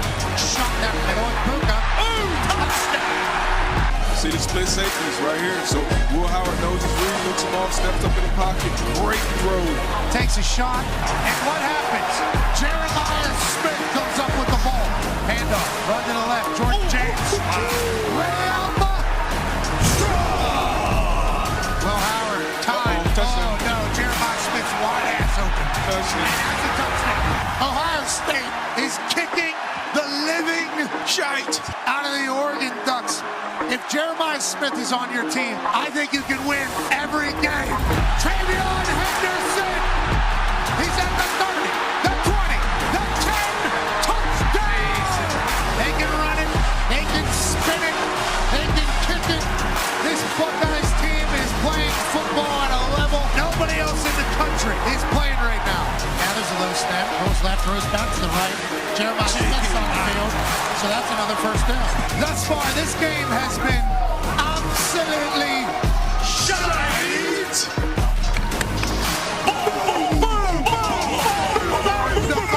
Step in. Oh my God.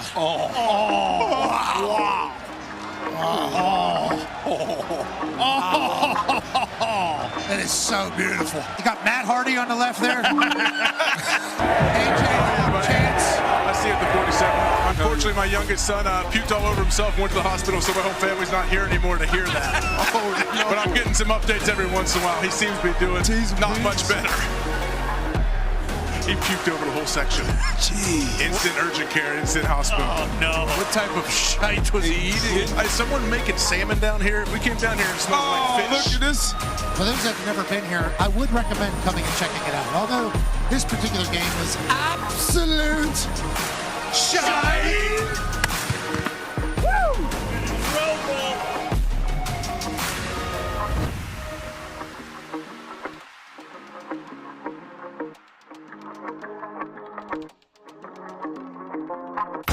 Hi, how's it going? My name is Pat McAfee. Used to hold balls for Adam Vinatieri. Now I'm in his home state. College game day is absolutely electric. In Brookings,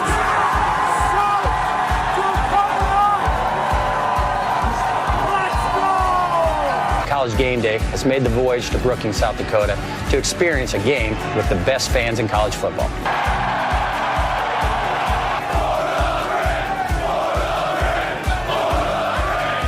I unfortunately cannot attend because I have a game this Sunday, so I sent a man I trust to make my picks. A man who was my holder for almost a decade. Please be nice to him. Welcome this week's celebrity guest picker, Pat McAfee.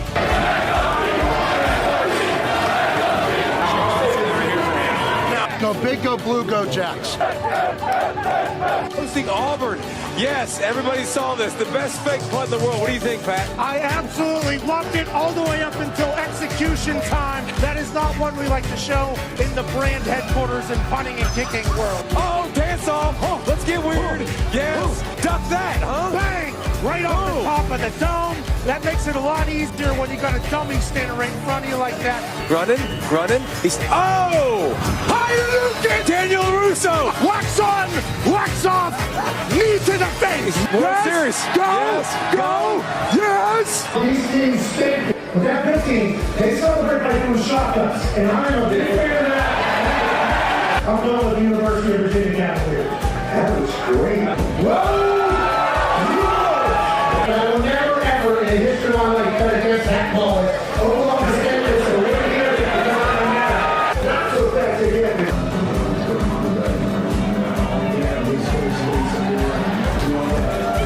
But I'm going with Trey.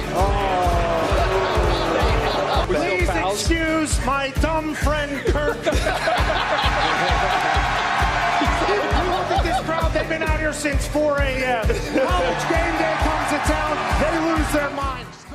And then the American League, but I think they're ready right now. All right, let's go over to Pat McAfee, who is serving as the MC. This thing started, and this is the third time this beautiful city has hosted the All-Star Game. First time it'll be in Truist Park, and With it being 7,000 degrees outside, I think this is going to be the best All-Star week of all time. Tonight's Home Run Derby is going to be one that they're going to talk about for the next 500 years. The starting pitchers for these All-Star games are going to put on a performance that they'll talk about whenever my great-great-great-grandkids are roaming this glorious earth. And it is my honor to be the host of this particular press conference. We'll get to your questions at some point. Cannot wait to hear them. Make them good, because we got living legends with us. On that note, allow me to introduce the four men that you see sitting on this stage, the four men that are going to set the tone for this entire All-Star week. To my right, living legend, World Series champion, manager of the NL All-Star team. From the Los Angeles Dodgers, skipper Dave Roberts. Good to see you, buddy. No pop from the media. Unbelievable.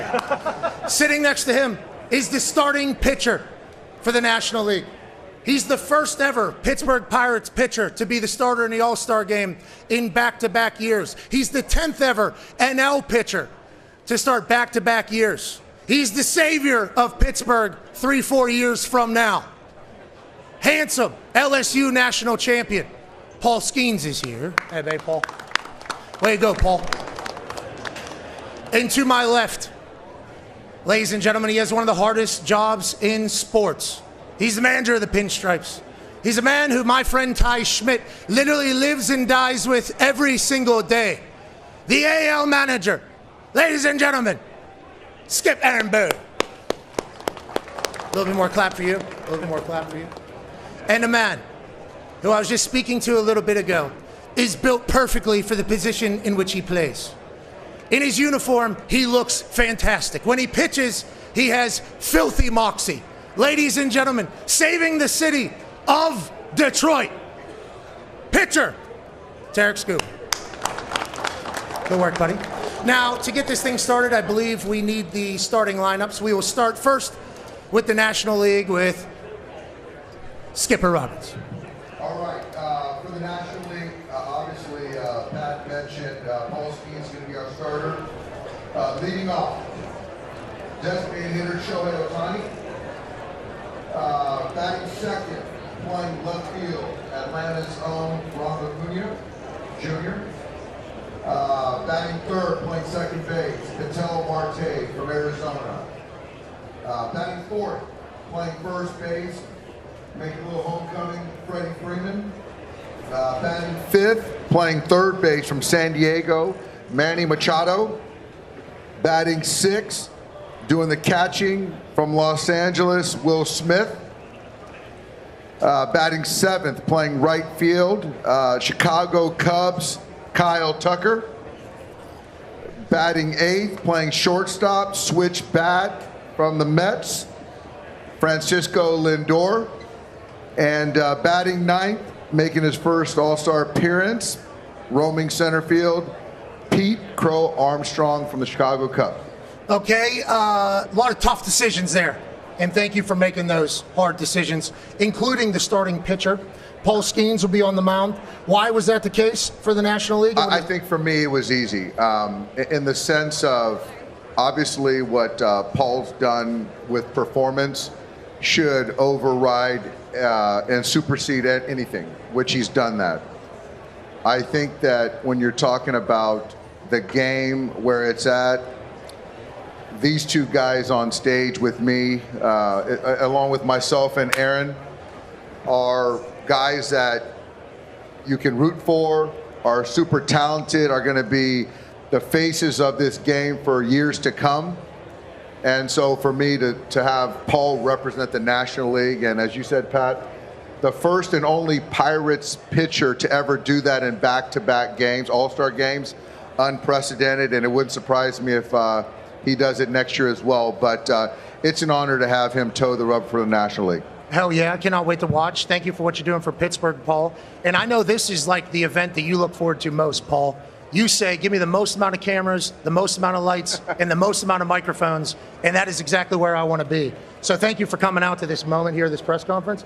But if you could, in a very uncomfortable way, I assume, because you hate compliments, could you talk about being named the starter for the All-Star team for the second straight year and what that means to you? Yeah, it's a huge honor. So thank you, Doc, for giving that to me. It's the All-Star Game is something that I think for myself, I was lucky enough to do it last year. I don't imagine a scenario where I would turn down starting the All-Star Game. And it's just such a huge honor to be on this stage and play with all these unbelievable players. Some of them that I've watched for years, and to be able to share a field with them is an awesome experience. So great to be back. We're thankful and lucky you're here, brother. And great answer there. Nailed it. Now, we must go to the American League. Manager Boone, will you please reveal your starting lineup, please? I will. We're going to lead off with Gleyber Torres of the Detroit Tigers. He's had an outstanding year for what's been the best record in the American League so far, the Detroit Tigers, and he's been a tone setter for them at the top, getting on base at an amazing clip. Riley Green, another young star for the Tigers. He'll bat second in left field. Our captain in New York, the reigning MVP, Aaron Judge, will bat third and play right field. Cal Raleigh will catch and bat fourth, obviously in the middle of an amazing season. 38 home runs for a catcher in the first half of the season is hard to fathom.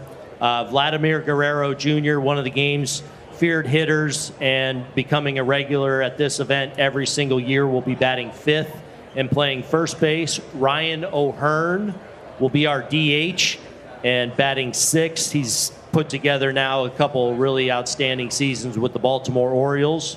Junior Caminero, the young slugger for the Tampa Bay Rays, will bat seventh and play third base for us. Javier Baez, in the middle of a resurgent season, has really just done really remarkable things this year, considering some tough seasons he's come off, playing center field from the Detroit Tigers and batting ninth with his .332 batting average, and his outstanding defensive shortstop is the young Jacob Wilson. So really excited to go at it with these guys tomorrow night, and obviously to be able to give the ball to Tarek Skubal, one of the game's true aces, coming off a Cy Young season last year, and then just continuing that dominance in the first half of the season.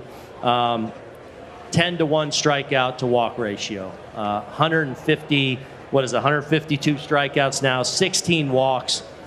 Two things really hard to wrap your head around, but I think just speaks to his not only ability to command the baseball, but to do it in a dominant fashion.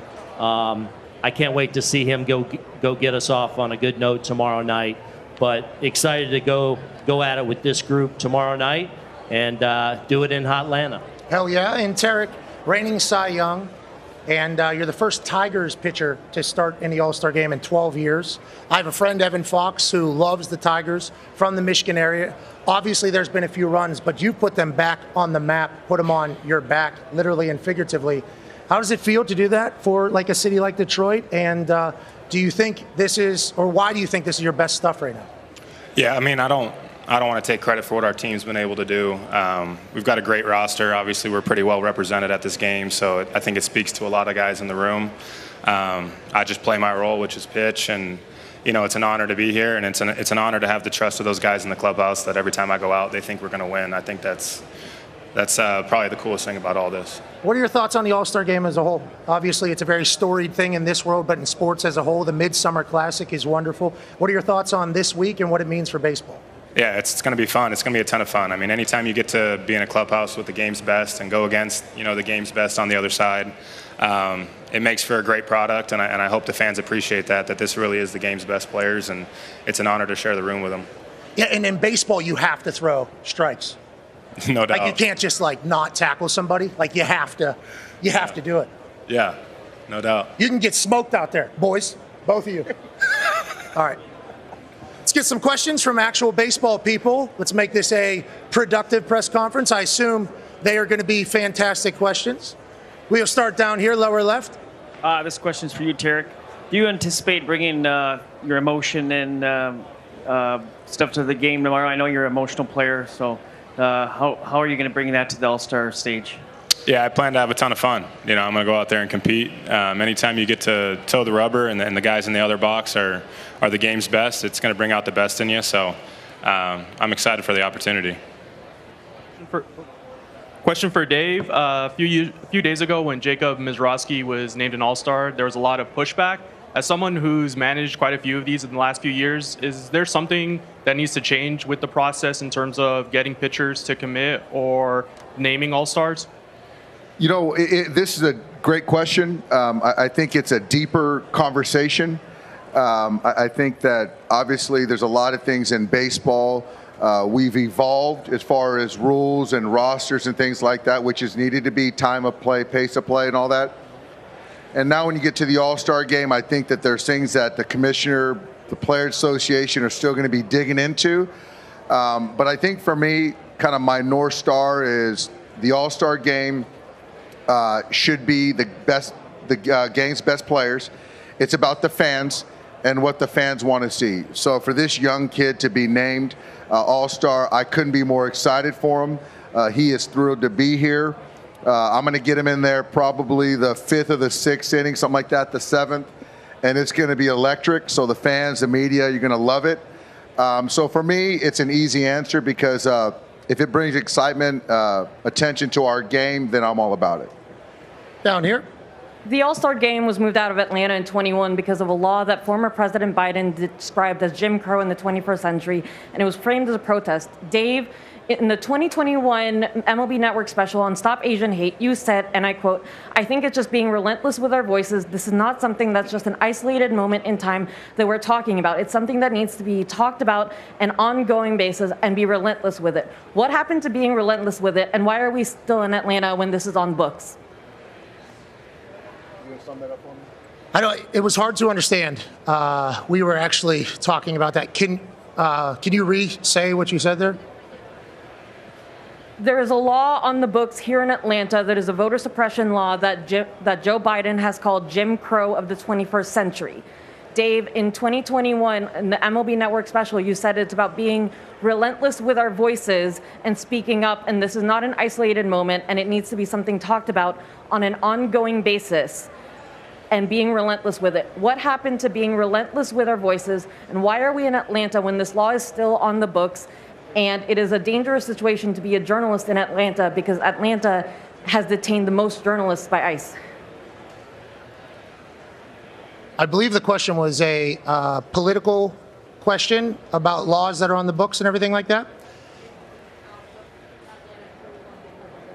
And the All-Star game was taken out, now it's brought back. Interesting. I don't know if any of us are the experts or the ones that should be giving answers on that, but respect and appreciate the way you feel about it. And I would assume that there was a reason or some conversation that was had by the MLB and the state that all parties thought that this would be a wonderful host city for the All-Star game. And I think everybody is all very excited to be back in the beautiful city of Atlanta. I think. I don't want to speak out of pocket for anybody, but I do believe with everything else you're talking about, I don't know if Dave is a lobbyist or Paul is a lobbyist or Tarek or Coach Boone. I think they would be great at it if they decided to be as such. But I think she was talking to you. I don't know if you I think so. I believe it was, once again, it was hard to hear. But do you have any thoughts on Atlanta hosting the All-Star game whenever there was obviously some conversations in the past, I believe, right? I think Pat answered it perfect. And honestly, I appreciate the question. I appreciate your thoughts. I do feel that I'm excited to be here. I think that it's a great city. I think baseball fans are excited to be here and celebrate these great athletes. I'm not a politician. I do feel that everyone has their right to voice thoughts. But right now, I really choose to just focus on the players and the game and be excited to be here. And for me, to be able to manage these guys and to manage against these guys, I'm honored. So I don't want to get into the politics. So, but thank you. And with that being said, great for sports to showcase Atlanta, and we're lucky and thankful to do it. Down here, sir. Hey, for Paul and Tarek, with the ABS system being used tomorrow, do you envision you guys making a call for an appeal? And looking back at your short careers so far, are there pitches and games you remember you wish you could have had a computer review? Start with you, Paul. Tarek, sorry. Yeah. I know it's going to be implemented. I don't know, is it 2 challenges or is it going to be like unlimited, like spring training? I don't plan on using them. I probably am not going to use them in the future. I'm going to let the catcher do that. I have this thing where I think everything's a strike until the umpire calls it a ball. So with how good guys are behind the plate, Cal's going to be really good behind the plate. So I don't know the strike zone a ton, but I guess there are some pitches that you think are strikes and you want them back, but I also think it's part of the game, and I love the human element of the game. I think maybe some other guys don't, but yeah, those are my thoughts on it. I don't plan on using it though. Paul, do you like the thought of a regulated strike zone? Yeah, I pretty much want to echo what Tarek said. Pitchers think that everything's a strike, and then you go back and look at it, and it's 2-3 balls off. So we should not be the ones that are challenging it. Yeah. I think, I don't know, I really do like the human element of the game. I think this is one of those things that,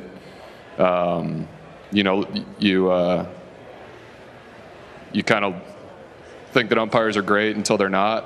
So I could kind of care less either way, to be honest.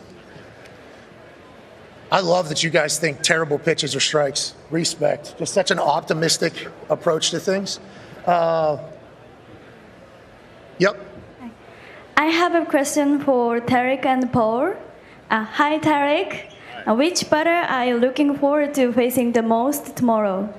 Hopefully I only faced 3. That means I did a good job. What was the lineup again? Ohtani, Acuna. Shohei, Acuna. Who's hitting third? And Martin. Who's hitting third tomorrow? Who's hitting third? Doc, who's hitting third? Oh, third, Marte. Marte? If I had to pick one, it'd be Shohei. What he does on both sides of the ball is really impressive. You have a question for Paul, too?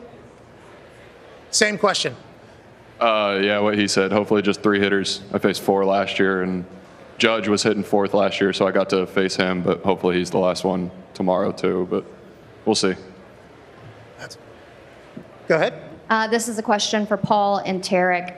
It's not often that you get to look at the success of your season and how it compares league-wide, so I'm just curious, how do you compartmentalize that, and what are mindsets that you're going to take from All-Star Week carrying into second half?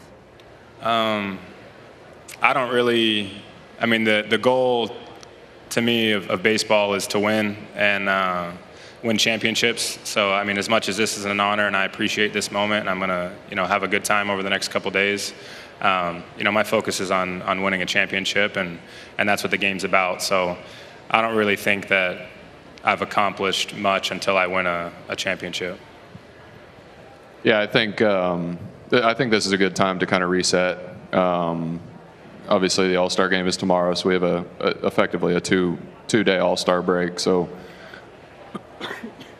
hopefully, just reset on those 2 days and go into the second half strong. Because it's pretty easy to have a poor second half and then everybody forgets about you starting the All-Star game. So just gotta keep going. You're in college like 15 months ago. Last question here. This is for Dave Roberts. Dave, what do you think this All-Star week means for Freddie Freeman being back in Atlanta and being an All-Star? It's something that I know once they announced it that it was going to be held here, it was marked on his calendar. And then that's kind of, his goal was to get back here and get in front of the Braves faithful that cheered him on for, 11, 12 years. And so he's sleeping in his own bed for a couple nights. Matt Olson, what I just learned is Matt took his old locker, so he doesn't have his old locker. So it's a good move by Matt. So he's a couple lockers down, but he's back in his old clubhouse, and he's excited. And like Paul touched on, it's a reset, couple days, take a bat or two, and enjoy his family and get ready for the second half. All right. Well, we appreciate you all so much for coming out. Shout out to you guys coming up here, facing the music. Tough questions from the media, and only more of those to come, and hopefully some celebratory ones as well. The National League player media availability will begin at 2:40, and then the American League will be at 3:35. Today here in the Coca-Cola Roxy Theater should be electrifying. This is an incredible week in the summer. Me and my boys are incredibly lucky to be here, and fellas, thank you for an incredible season thus far. Can't wait to watch you all work, and good luck the rest of the way. Have a great All-Star week here in beautiful Atlanta, Georgia.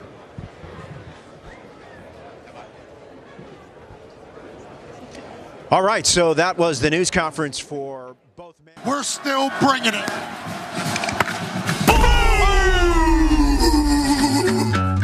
I light every bridge I see here just to watch it burn. If you've seen all the hell I've seen, it make your stomach turn. I think you know why I do what I do when I do.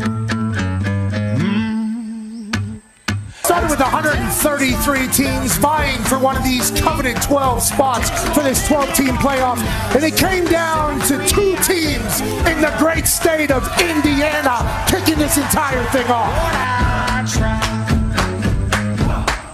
I might drink a little, I might smoke a lot, counting down the good times, staring down the clock, throw some The best year of college football that it's ever had is about to have the greatest playoff it's ever had, and it all starts right here in front of Touchdown Jesus and his beautiful Irish people.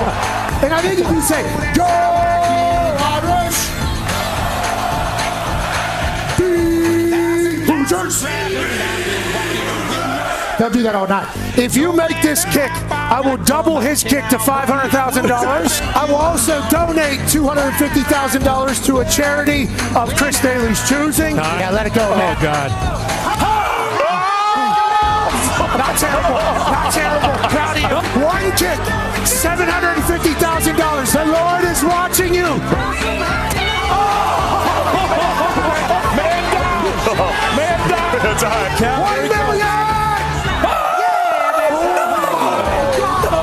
And there's a bunch of that have been dated. There's a lot of them. We don't just beat top 25 teams, we beat the shit out of them. Okay. Google here.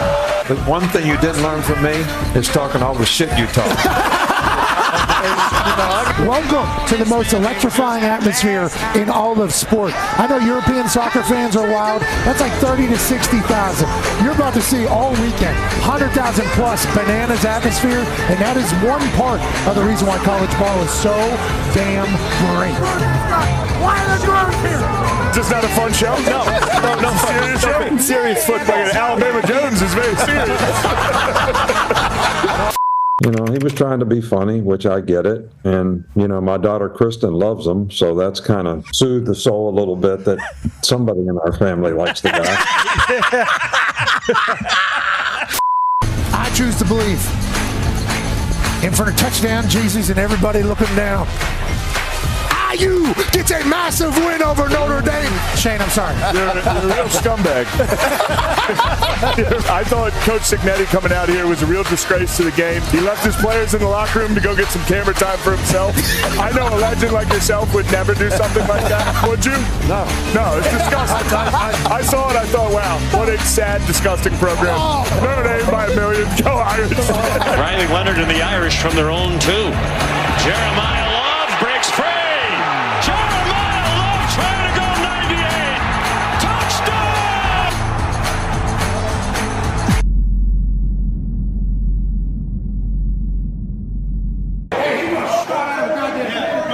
Might be fiction for a blowout here, fellas. Couldn't wait to get to the wonderful state of OH!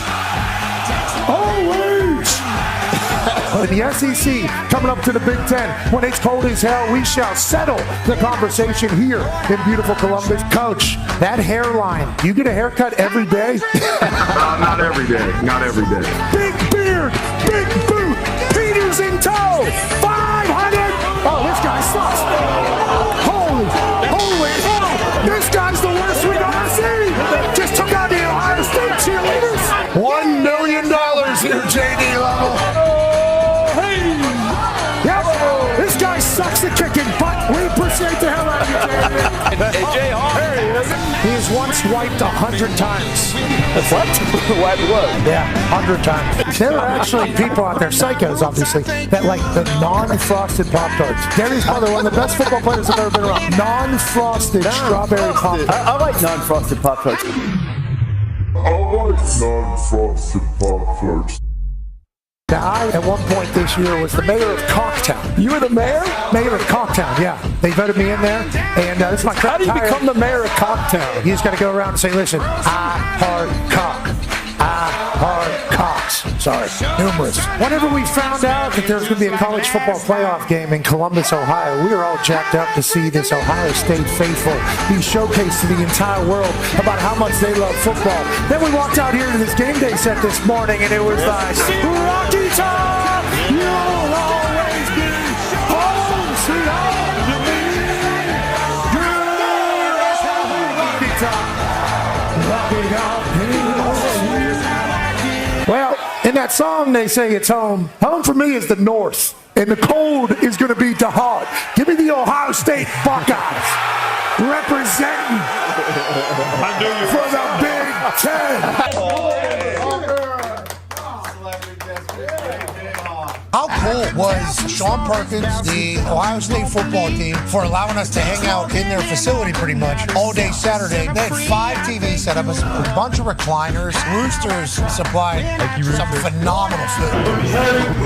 Arctic temperatures. NJ Hawkins on Gary's brother from South Florida. He's fucking in for it.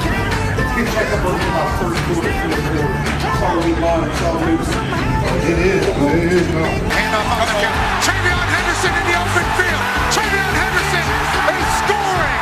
Another ton for the Ohio State Buckeyes. Story of the game thus far as Chip Kelly is going mad dummy, bruh. All of Ohio is excited. They were singing long neck, ice cold beer never broke my heart. First read, second read, third read, scramble, ball on the ground. Check down. Would hate to be a Tennessee fan or chair near Morgan Wallen because they have no hope right now. Well, Howard, check. Jeremiah Smith, touchdown! By and large, these games have absolutely stunk, Pat. Peter Herbstreit raising an absolute hell. A couple people up here with that smoky orange face paint on that are feeling like real assholes right now. As we look to the exits, and the Volunteers fans are saying, get my ass back to the South. This one's over. Bounces it. Touchdown! Ohio State. Boys, that was wide ass open. He's got left-handed. 500 drones. Ones that we know about. This game's over, but we're still bringing it.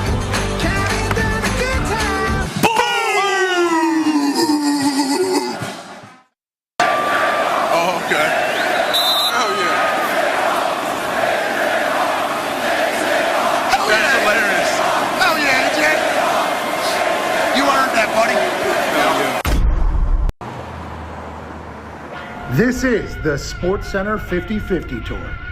We will be landing in Atlanta shortly, Mr. McAfee. Next stop, the Home Run Derby. Let's go!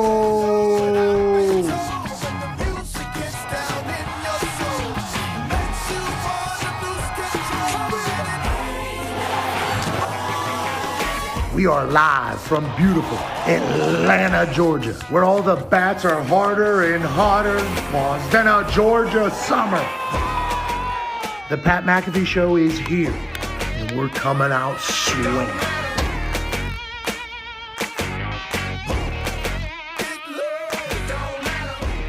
Hey, Why? let's go! This show stinks, and the fact that you listen, we are very, very thankful for it. McAfee on the line with a gorgeous assist. The all-time leading tackler for the Green Bay Packers, UP! Damn it! Your friend tell a friend something nice could change their life.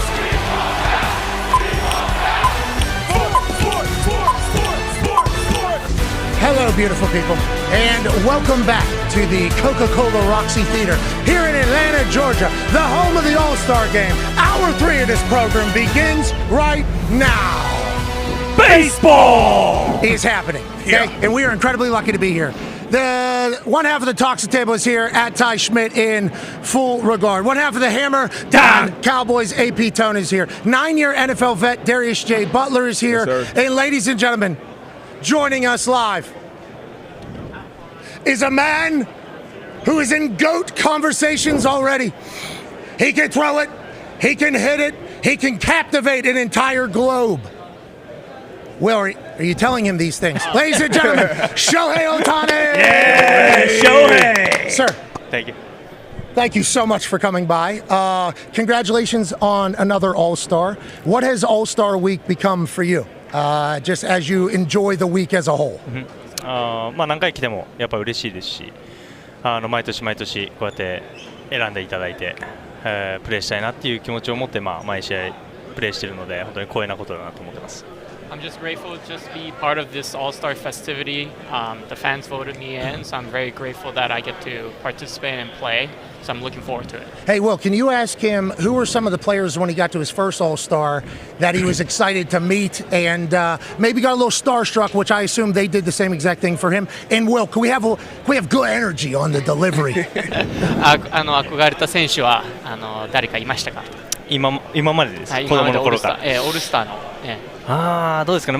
日本にいたので、僕は日本で育っているので、やっぱりイチロー選手のオールスター見てましたし、その報道が多かったので、イチロー選手はよく見てたなと思います。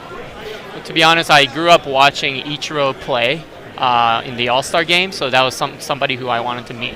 Whenever you were growing up, it feels like when you got to the MLB, all the baseball purists were like, hey, this is a guy who can be a guy. Has he committed his entire life to baseball, and at what age did he think, okay, this could become full-time profession? もうそのプロ野球選手の夢っていうのはもうちっちゃい頃 And から。also, domo arigato for coming by. そうですね。ずっとは思ってましたね。最初はもちろん日本のプロ野球を見るところから始まって、メジャーリーグ見るようになって、やっぱそういうトップのところでやりたいなっていう気持ちがどんどん出てきたという感じですかね。Yeah, I initially, grew up watching professional baseball in Japan, so I wanted to be a, NPB player first. But then, as I started to watch more Major League Baseball, my dream grew, and I really wanted to play in the big leagues. Okay, so let's talk about you playing in the big leagues. Babe Ruth comparisons immediately because you pitch and you hit. I'm new to baseball, casual baseball, did not play growing up. And all the baseball people are like, it's impossible to do because it's either too much wear or tear or not enough focus on something. It's very difficult to do. Why do you think you've been able to have success doing it when so many other people don't? あまり野球経験ないんですけども、その二刀流の凄さっていうのはどのぐらい難しいんですか？どうですかね。僕はずっとこうやってこのスタイルでやってきたので、怪我をしてどちらかでやる、去年もそうでしたけどね、どちらかでやるということはあったんですけど、基本的にはこのスタイルでやってるので、本当にそのリズムを難しいなとはもちろん感じますけど、自然体でやれればいいんじゃないかなと思ってます。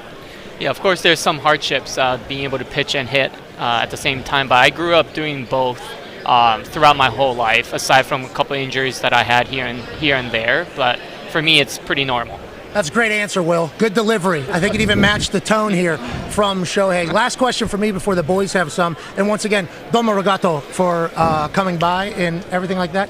Do you have, you think, stronger muscles, stronger bones, better tendons than everybody else because you're able to do both? And if so, what should I be eating to become Shohei Ohtani like?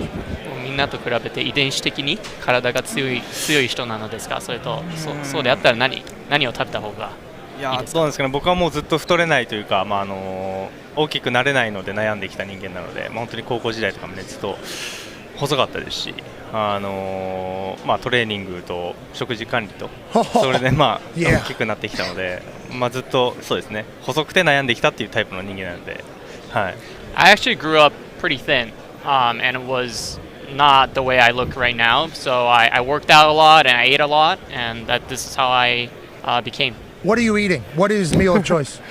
なんですかね。お肉ですかね。やっぱお肉は大好きなので、はい。I love meat. Hell yeah. A lot of Hell meat. Yeah. Meat. Have you enjoyed America's customs and cultures since coming over here? And what is your favorite thing that America does? That you go like, this is very American of America, and I like it. なんですかね。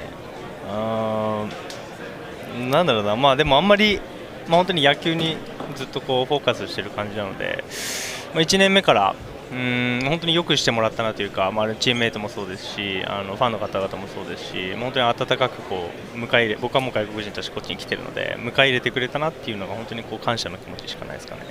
Yeah, I just really enjoy being with the guys, the teammates. They really welcomed me with open arms when I first came here to the U.S. as a foreign player. So I'm just really happy with hanging out with the guys. Like the lads, love that. Yeah. Ty Schmidt has a question for you. I'm sure you get asked this all the time, but would you rather pitch against yourself when you're on like an absolute heater, or would you rather hit against yourself like when you're just spinning it like you never have on the mound? Could you strike you out? I think I can. Yeah. どうですかね、現状、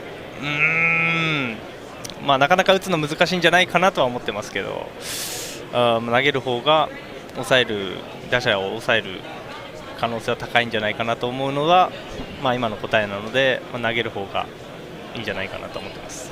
Yeah, I feel more confident being able to get the hitter version of me out as a pitcher. Yeah. Do you view yourself more as a pitcher or a hitter? Like whenever a lot of the baseball purists are like, he's such a good hitter, there's no reason for us to potentially go into pitching.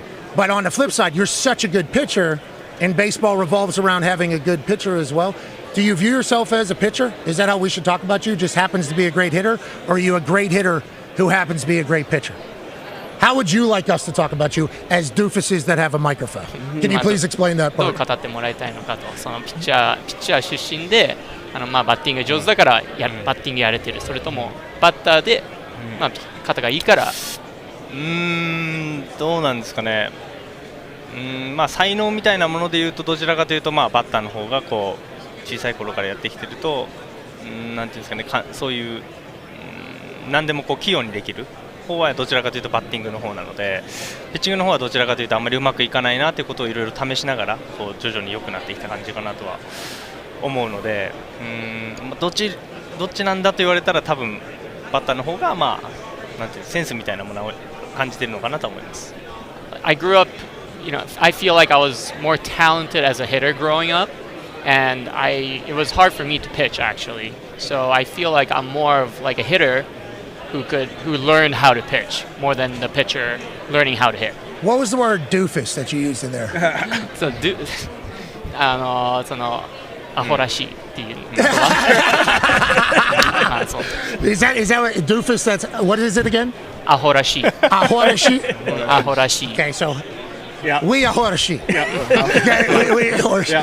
D-Butt, professional athlete Horashi. Yeah, this entire thing. Yeah, so obviously I've dealt with injuries. You dealt with 2 major elbow injuries. Was there any difference coming back from this one? I know you've been taking the mound recently. Any differences coming back from this one, or is it pretty similar to the one before? そうですね、2回目の方がなんていうんですかね、手術終わってリハビリやる過程でもそうですし、1球目を投げた感じでもすごいこう状態いいなというか、1回目よりもスムーズに来てるなと感じてたので、今回の方がなんていうんですかね、戻る自信というか、そういうのは感じてたかなと思います。I actually felt pretty comfortable and felt better after the second surgery. Just the way the ball fell in my hands when I first threw, ever since the surgery. The progression throughout felt really comfortable and progressed a lot more quickly than the first surgery. How close to full go are we? もう状態は You don't have to tell us, obviously. Please tell him he doesn't have to tell us.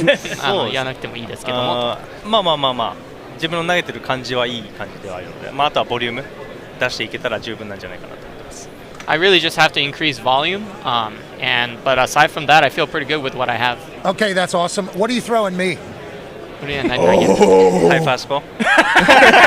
Always there is. Gotcha. Always there is. So fast. Tone has a question for you. Yeah, Shohei, I think it's awesome that you bat leadoff because normally with someone with your numbers, someone with your powers, batting 3rd, 4th, 5th. Why do you bat leadoff? Is it something that you want to do, that Coach Roberts wants to have you do? Why are you in that leadoff spot? 特に僕自身にこだわりはないんですけど、本当にどこの打順でもいいとは僕は思っているので、チームのバランスを考えて、監督がどこに配置するのかを決めているので、行けと言われたところで僕は頑張りたいなと思っているので、今のところそれが一番だっていうだけかなと思ってます。Yeah, I feel pretty comfortable batting anywhere. Yeah. And so at the end of the day, I want to make sure that I'm honoring what the team wants and what the manager wants and how it just fits well with the lineup. There's a couple that you like, and then home run. There's a couple where it just looks like you're. How long have you been? You said you were skinny growing up. How long have you been a bomb hitter? You are a bomb hitter. I mean, you hit the shit out of the ball. So far. So far. I mean, they travel and as a pitcher, that doesn't really correlate, which I think why Horichis, like myself, here in America are so dumbfounded by it. But how long have you been a bomb hitter? And do you take pride in the fact that it's fireworks whenever you are at bat, like must watch? どうですかね、メジャーリーグに1年目来た時はもう本当にまだでも細かったので、2021年ぐらいからじゃないですかね、もう本当最近だとは思ってますけど。Yeah, if you look back, my first year in the big leagues, I was pretty skinny. So I would say like probably 2021. What pitch do you feel like you're a better hitter because you're the best hitter that there is in the league? Like, do you see the ball better, you think? Do you have a feel for it whenever you're pitching and hitting? Do you feel like that is an advantage to do both? その自分のアドバンテージだ。そうですね。You think one helps the other? そうですね。どちらかというとピッチャーの時にバッターがこれを投げられたら打ちにくいだろうなっていうのをチョイスしながらよく投げているので、どちらかというとマウンド上でそういうアドバンテージみたいなものが出る場面の方が多いかなと思ってます。Yeah, I think I have more of a mindset as a pitcher, and as a pitcher, you kind of know what the hitters don't want to hit or don't want to swing at. So I really take that experience as a hitter on the mound.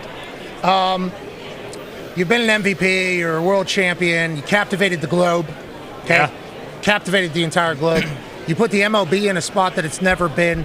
We say thank you for that, for the sport, but you're still so young in this entire game. Is every day a process of trying to get better still? Is there new goals, new dreams, new everything? Like, what does day-to-day look like for you whenever you're forecasting future plans? その新しい目標っていうのはあるんですかね。そうですね。常にそれはあります。シーズン中でもどんどん変えていきたいなって思ってますし、やれることを継続ももちろん大事ですよね。まだまだ上に行けるんじゃないかなって、もう何段階も上に行けるんじゃないかなと思ってるので、どんどん変えていきたいなとは思ってます。Yeah, naturally, I just want to progress and get better. So I do have like a vision of just getting better in many, many steps. That's what I'm trying to do on a daily basis. You're a dog, dude. Oh, you know what that means? Yeah. Okay. That's good. Welcome to America. Yeah. We appreciate the hell out of you coming here. We appreciate you stopping by our show. Thank you for what you do for sports as a whole. And I think you help bring the world together, brother. And I think that's a beautiful thing. So thank you so much. We appreciate you. And Will, great work. Yeah. Will, you had really good work. Yeah, there it is. You brought energy at one point. Yeah. Shohei approves. So we've never had to deal with this. I can only speak one language. Okay? You and him have to get along very well, right? Mm-hmm. I mean, you guys have to get along very well. Is that an accurate assessment of the entire thing? So with Will, whenever it starts, Will, I guess I'll ask you. It's a feeling out process like a relationship, I would assume, right? And trying to catch his demeanor and his tone and everything like that, because you're a very important piece of Shohei Ohtani as a whole. Yeah. Legit. Is it like getting a feel for who he is as a person, the tone, or how does that kind of work for you guys when you start? Oh, well, he's a great person, so I really don't have to do much. No, but that's what because you're trying to be. Yeah. Well, I just want to let you guys know it's amazing what you've done. We appreciate the hell out of you, and go baseball, dude. Yeah. Yeah. Good luck out there. Thank you. Enjoy the week. Thank you. Will, great work. Thanks. Thank you, guys. Very much. Ladies and gentlemen, multiple time MVP, world champion, world icon, ladies and gentlemen, Shohei Ohtani. Hey. Thank you, Shohei. Thanks, man. We appreciate you. Holy hell. Hey, great meeting. Thank you. Thank you. Good luck. I got to steal it. Hey, can I steal a selfie? Boys.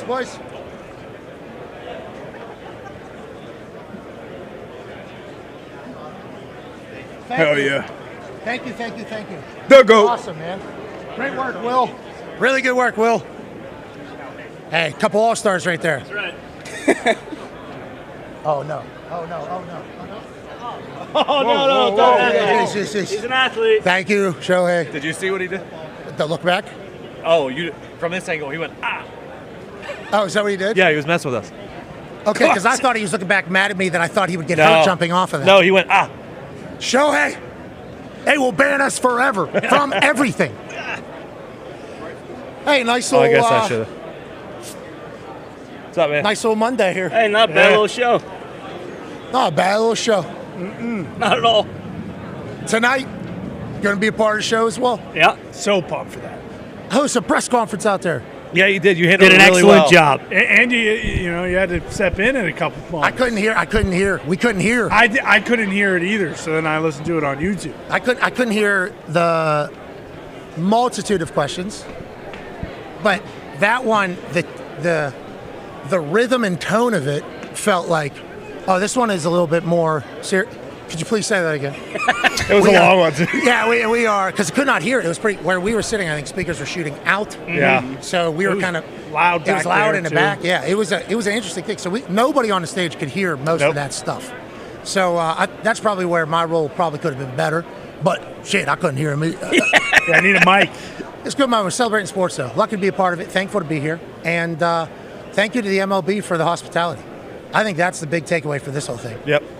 I got a sleeveless jersey from the commission. So sick. Very cool. They put us right in the middle of the damn theater. We got jerseys too. Yeah, they gave us all jerseys. Yeah. Hell Hey, yeah. all-star. Hell yeah. Spelled our here names, we go, spelled our boys. names right. Yeah, even mine. Wow. Wow. All the vowels. Have my real name. Really? Yeah. Wow, no ML alias. jersey, but These people have been great to us. You get it. Tonight should be awesome. I think everybody should watch. Ty and I think, are introducing the batters. So cool. So, What? Yeah, I don't know if I was supposed to say that right there. Surprise! Oops. No, I don't think anybody would be mad that we said that. And I think they probably just told us to handle it however we want. Me and Ty are going to be introducing the batters this evening. It is a title and an opportunity and an honor to be asked to do as such, and we will do it justice. We understand what the situation calls for. Hell yeah. And what the situation doesn't call for. We will be certainly excited to do the job. And I think we'll be standing on like second base. Correct. Okay. so In the middle of Truist Park. So pumped. Wow. Gloves? Something to think about. Certainly, I think we're holding. You won't. Hey, ball security, job security, Yeah, brother. I got you. You won't have one. I didn't have the glove on. Oh, nice snag with the palm, too. Yikes. Yeah, what was it? Bare hand. Aggressive. It was a catch. All right? It was a catch. Hey, we're a baseball program, aren't we? Yes, we are. Nobody talks about it. Even us. Sometimes. We have a catch all the time. We do have a catch on. This glove is the worst. a little stiff. That's a show. It's cool looking, though. Show glove. Show glove. Show, not like Shohei. No, like a show pony. Shout out to T-Mobile. Can't say it enough. If you're looking for phone coverage, get the best network. The best mobile network in the United States, as it was voted on by the name right here above my head. Yeah. Man, that's fine Fine print. print, yeah. Speed test, I believe it says. According to Yeah. Oasis. Speed Oklahoma. Oh, Okay. that's the best. I didn't see that helmet. Is there something on that helmet? Ookla speed test said, I hey, saw my T-Mobile chance. is not the best network. You can check it out at tmobile.com/network. It's better over there. Yeah. T-Mobile. It's like Will being the best translator. I mean, Shohei would legitimately not be able to communicate with anybody. Don't. Actually, If he I wasn't. don't. I think, So he I think understood what we would. were saying. I think he would. So I told Really? Shohei Yeah. in that conversation, I told Shohei that I only speak one language. That is true. I can kind of understand another one, though. You're right. So, like French, I took, I think, 2 years in high school, and then I took 4 semesters in college of French. Okay, So I understand what they're trying to do with the words. So, like, Yes. I know the ballpark of the words. sure. How they're supposed to sound. So, like, I was in Morocco. French is the second native language there. So I heard people speaking in French, could understand kind of what they were saying, but didn't have the word bank to respond. Italian with Spanish. Felt like that's what Shohei was kind of doing Yes. there. Yeah. He understood what we were saying, but it's like, I don't know if I have the entire answer yet. Especially with English, where it's like there's so many slang terms. And And Japanese is so much different than English language. Yeah. I mean, that is a tough jump, I think, both ways. Like, I think English to Japanese, for tough. No, nothing similar. Like there's like, like in the French language, E-S-E-E-N-T-O-N-T, like the ending of words all mean things. Masculine, feminine words. So you kind of do that. In the Japanese language, it's very different. I mean, I went over there. It's tough. I mean, nowadays with AI that we're learning. Yeah. Sunglasses. Right. Shit. Goodness. Yep. Shit, sunglasses. I might be able to just talk to everybody, which would be so sweet. Should have used them for this. Oh, yeah. How do I say? And then the sunglasses. Hey, Meta. Translate this. But it's like, I think he's going to get to the point where he speaks very good English. But I think at the moment it appears he can understand what we're saying. But I don't know if he has the confidence fully yet to commit to a full answer. Do you think that's probably a good read? Yeah, and I also think part of it is like you see what he already has to deal with the Japanese media. Like if he starts speaking English, unbelievable. It's like he's never going to be able to breathe. Yeah, you've heard that with like some hockey players. Right. Like some of the Russian hockey players are like, nah, I'm not learning. Yeah. If I learn, what's that? I got to talk to him. No, I got to talk to everybody. It's amazing. Shohei was awesome. Yeah, incredible. I love how they have to walk around in full uniform. I know. Him showing up I'm like, full uni. No, I think that's an MLB mandate. I think all of the guys who are here have to be in full uniform. Dude, I was on my phone. All right, how much time do we have? And then we're good. Hey. So everybody, it's like, hey. Look over. Holy shit, Shohei Ohtani in his full uniform. Yeah, well, hello, like a Shohei. superhero. Holy shit. Good to see you. All right, we're out of here. It's great to be back. Wow. Tomorrow we'll be in Indianapolis. And then Wednesday we'll be in Los Angeles for the ESPYs. ESPYs are Wednesday. Shane Gillis is hosting. Let's have a good night at the ESPYs. Let's enjoy that. Mm-hmm. And then Thursday, who knows where we are. Legit. Or what we're doing. Mm-hmm. Could be in Utah. Could be in Vegas. We'll be doing a whole show. Who knows? The summer road trip is kind of destination lists. Yeah. We're kind of on our way. But are we ever getting there? Of course. Oh, we'll find out. We'll find out. We got wings. Of course we get there. Shout out Red Bull. Red Bull was like, yeah, we just kind of want to be in your guys' world, whatever you want to do. It's like, all right, how about next week? We got to go to... We need you. Sounds good. Because we drink Red Bull. Oh, yeah. So like them becoming a partner, good news. This is just like whenever we actually use all the companies. Without a doubt. Yeah. And they work. Those ones work. Yeah. Shout out Red Bull for all the years of service. All the years of service. Long time. Oh, yeah. And for getting in the sugar-free game and not the taste changing drastically. Yes. Amen. And speaking of taste, thank you for working on the taste. Yeah. Over the years. You remember way back. Oh, yeah. Gave you wings, but also it was tough to get motor done. oil. Yeah. Oh, yeah. Red Bull want to work. Yeah. Yeah, they did. Say, hey, we got something here. They certainly do. They've given us wings for decades. Thank you to Red Bull. All right, let's get the hell out of here. Ty, you and I got a big night. Yeah, we do. Excited for it. Come on, boys. Come on, boys. Pumped for you guys. Congrats again. Who you got winning tonight? We got some notes. Who you got winning? We got notes winning. there. Should we pick? Who you got winning? I mean, do you want to hear the notes first? Oh, yeah. Sure. And then this might sway who you pick. Sure. D-Butts, you'll be last. Okay. What? Connor, you'll be first. Okay. James Wood. I don't know if everybody knows who's batting when. Never mind. Oh, yeah. Can't do good that. point. Good Oh, point. yeah, good call. James Well, Wood now might they, be first. now they know who's leading it off. Maybe. Or last. But do they? Yeah, Just, good point. Just pick them. Just read them randomly. I don't think I want to do that either. I Here, need just look at the list and then pick who you think's going to Okay. win. Boom. Okay. Perfect. Boston Connor, who will be winning the home run derby this evening, that Ty and I will be announcing and hopefully kick it off in a proper fashion. I mean, I've given this a lot of thought, and I'm really bummed we took that list off already, Foxy. Yep. And just taking a look Again, at the guys again that I have been looking into a lot. I'm personally, of course, going to pull selfishly for Big Dumper, but I'm going to pick the hometown kid, Matt Olson. Oh, I like it. To win the Derby. I mean, I think that's the best scene. A bunch of Braves fans here are going to be pulling for him. Come on, Matty-O. Make something out of your season, because everyone says you either strike out or hit a homer. Okay, that's from Boston Connor, who looked like this at one point on today's show, obviously.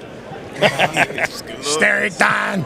Stare down. Saw my chance. Hey, good selection. Okay, we'll go with you, Ty Schmidt. Obviously, you'll be introducing the guys. Who wins it? Yeah, I'm going to go with the long shot. I'm going to go with my Yankee brethren, my all-star brethren, Jazz Chisholm Jr. I think it's just a great night.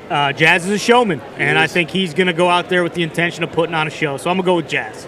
KAP Tone, do you agree or disagree with that, Ty Schmidt? I disagree. I'm going to go with O'Neal Cruz. He's got, the velo. He's got the bat speed. But if you're looking for a dark horse, Junior Caminero would be a second.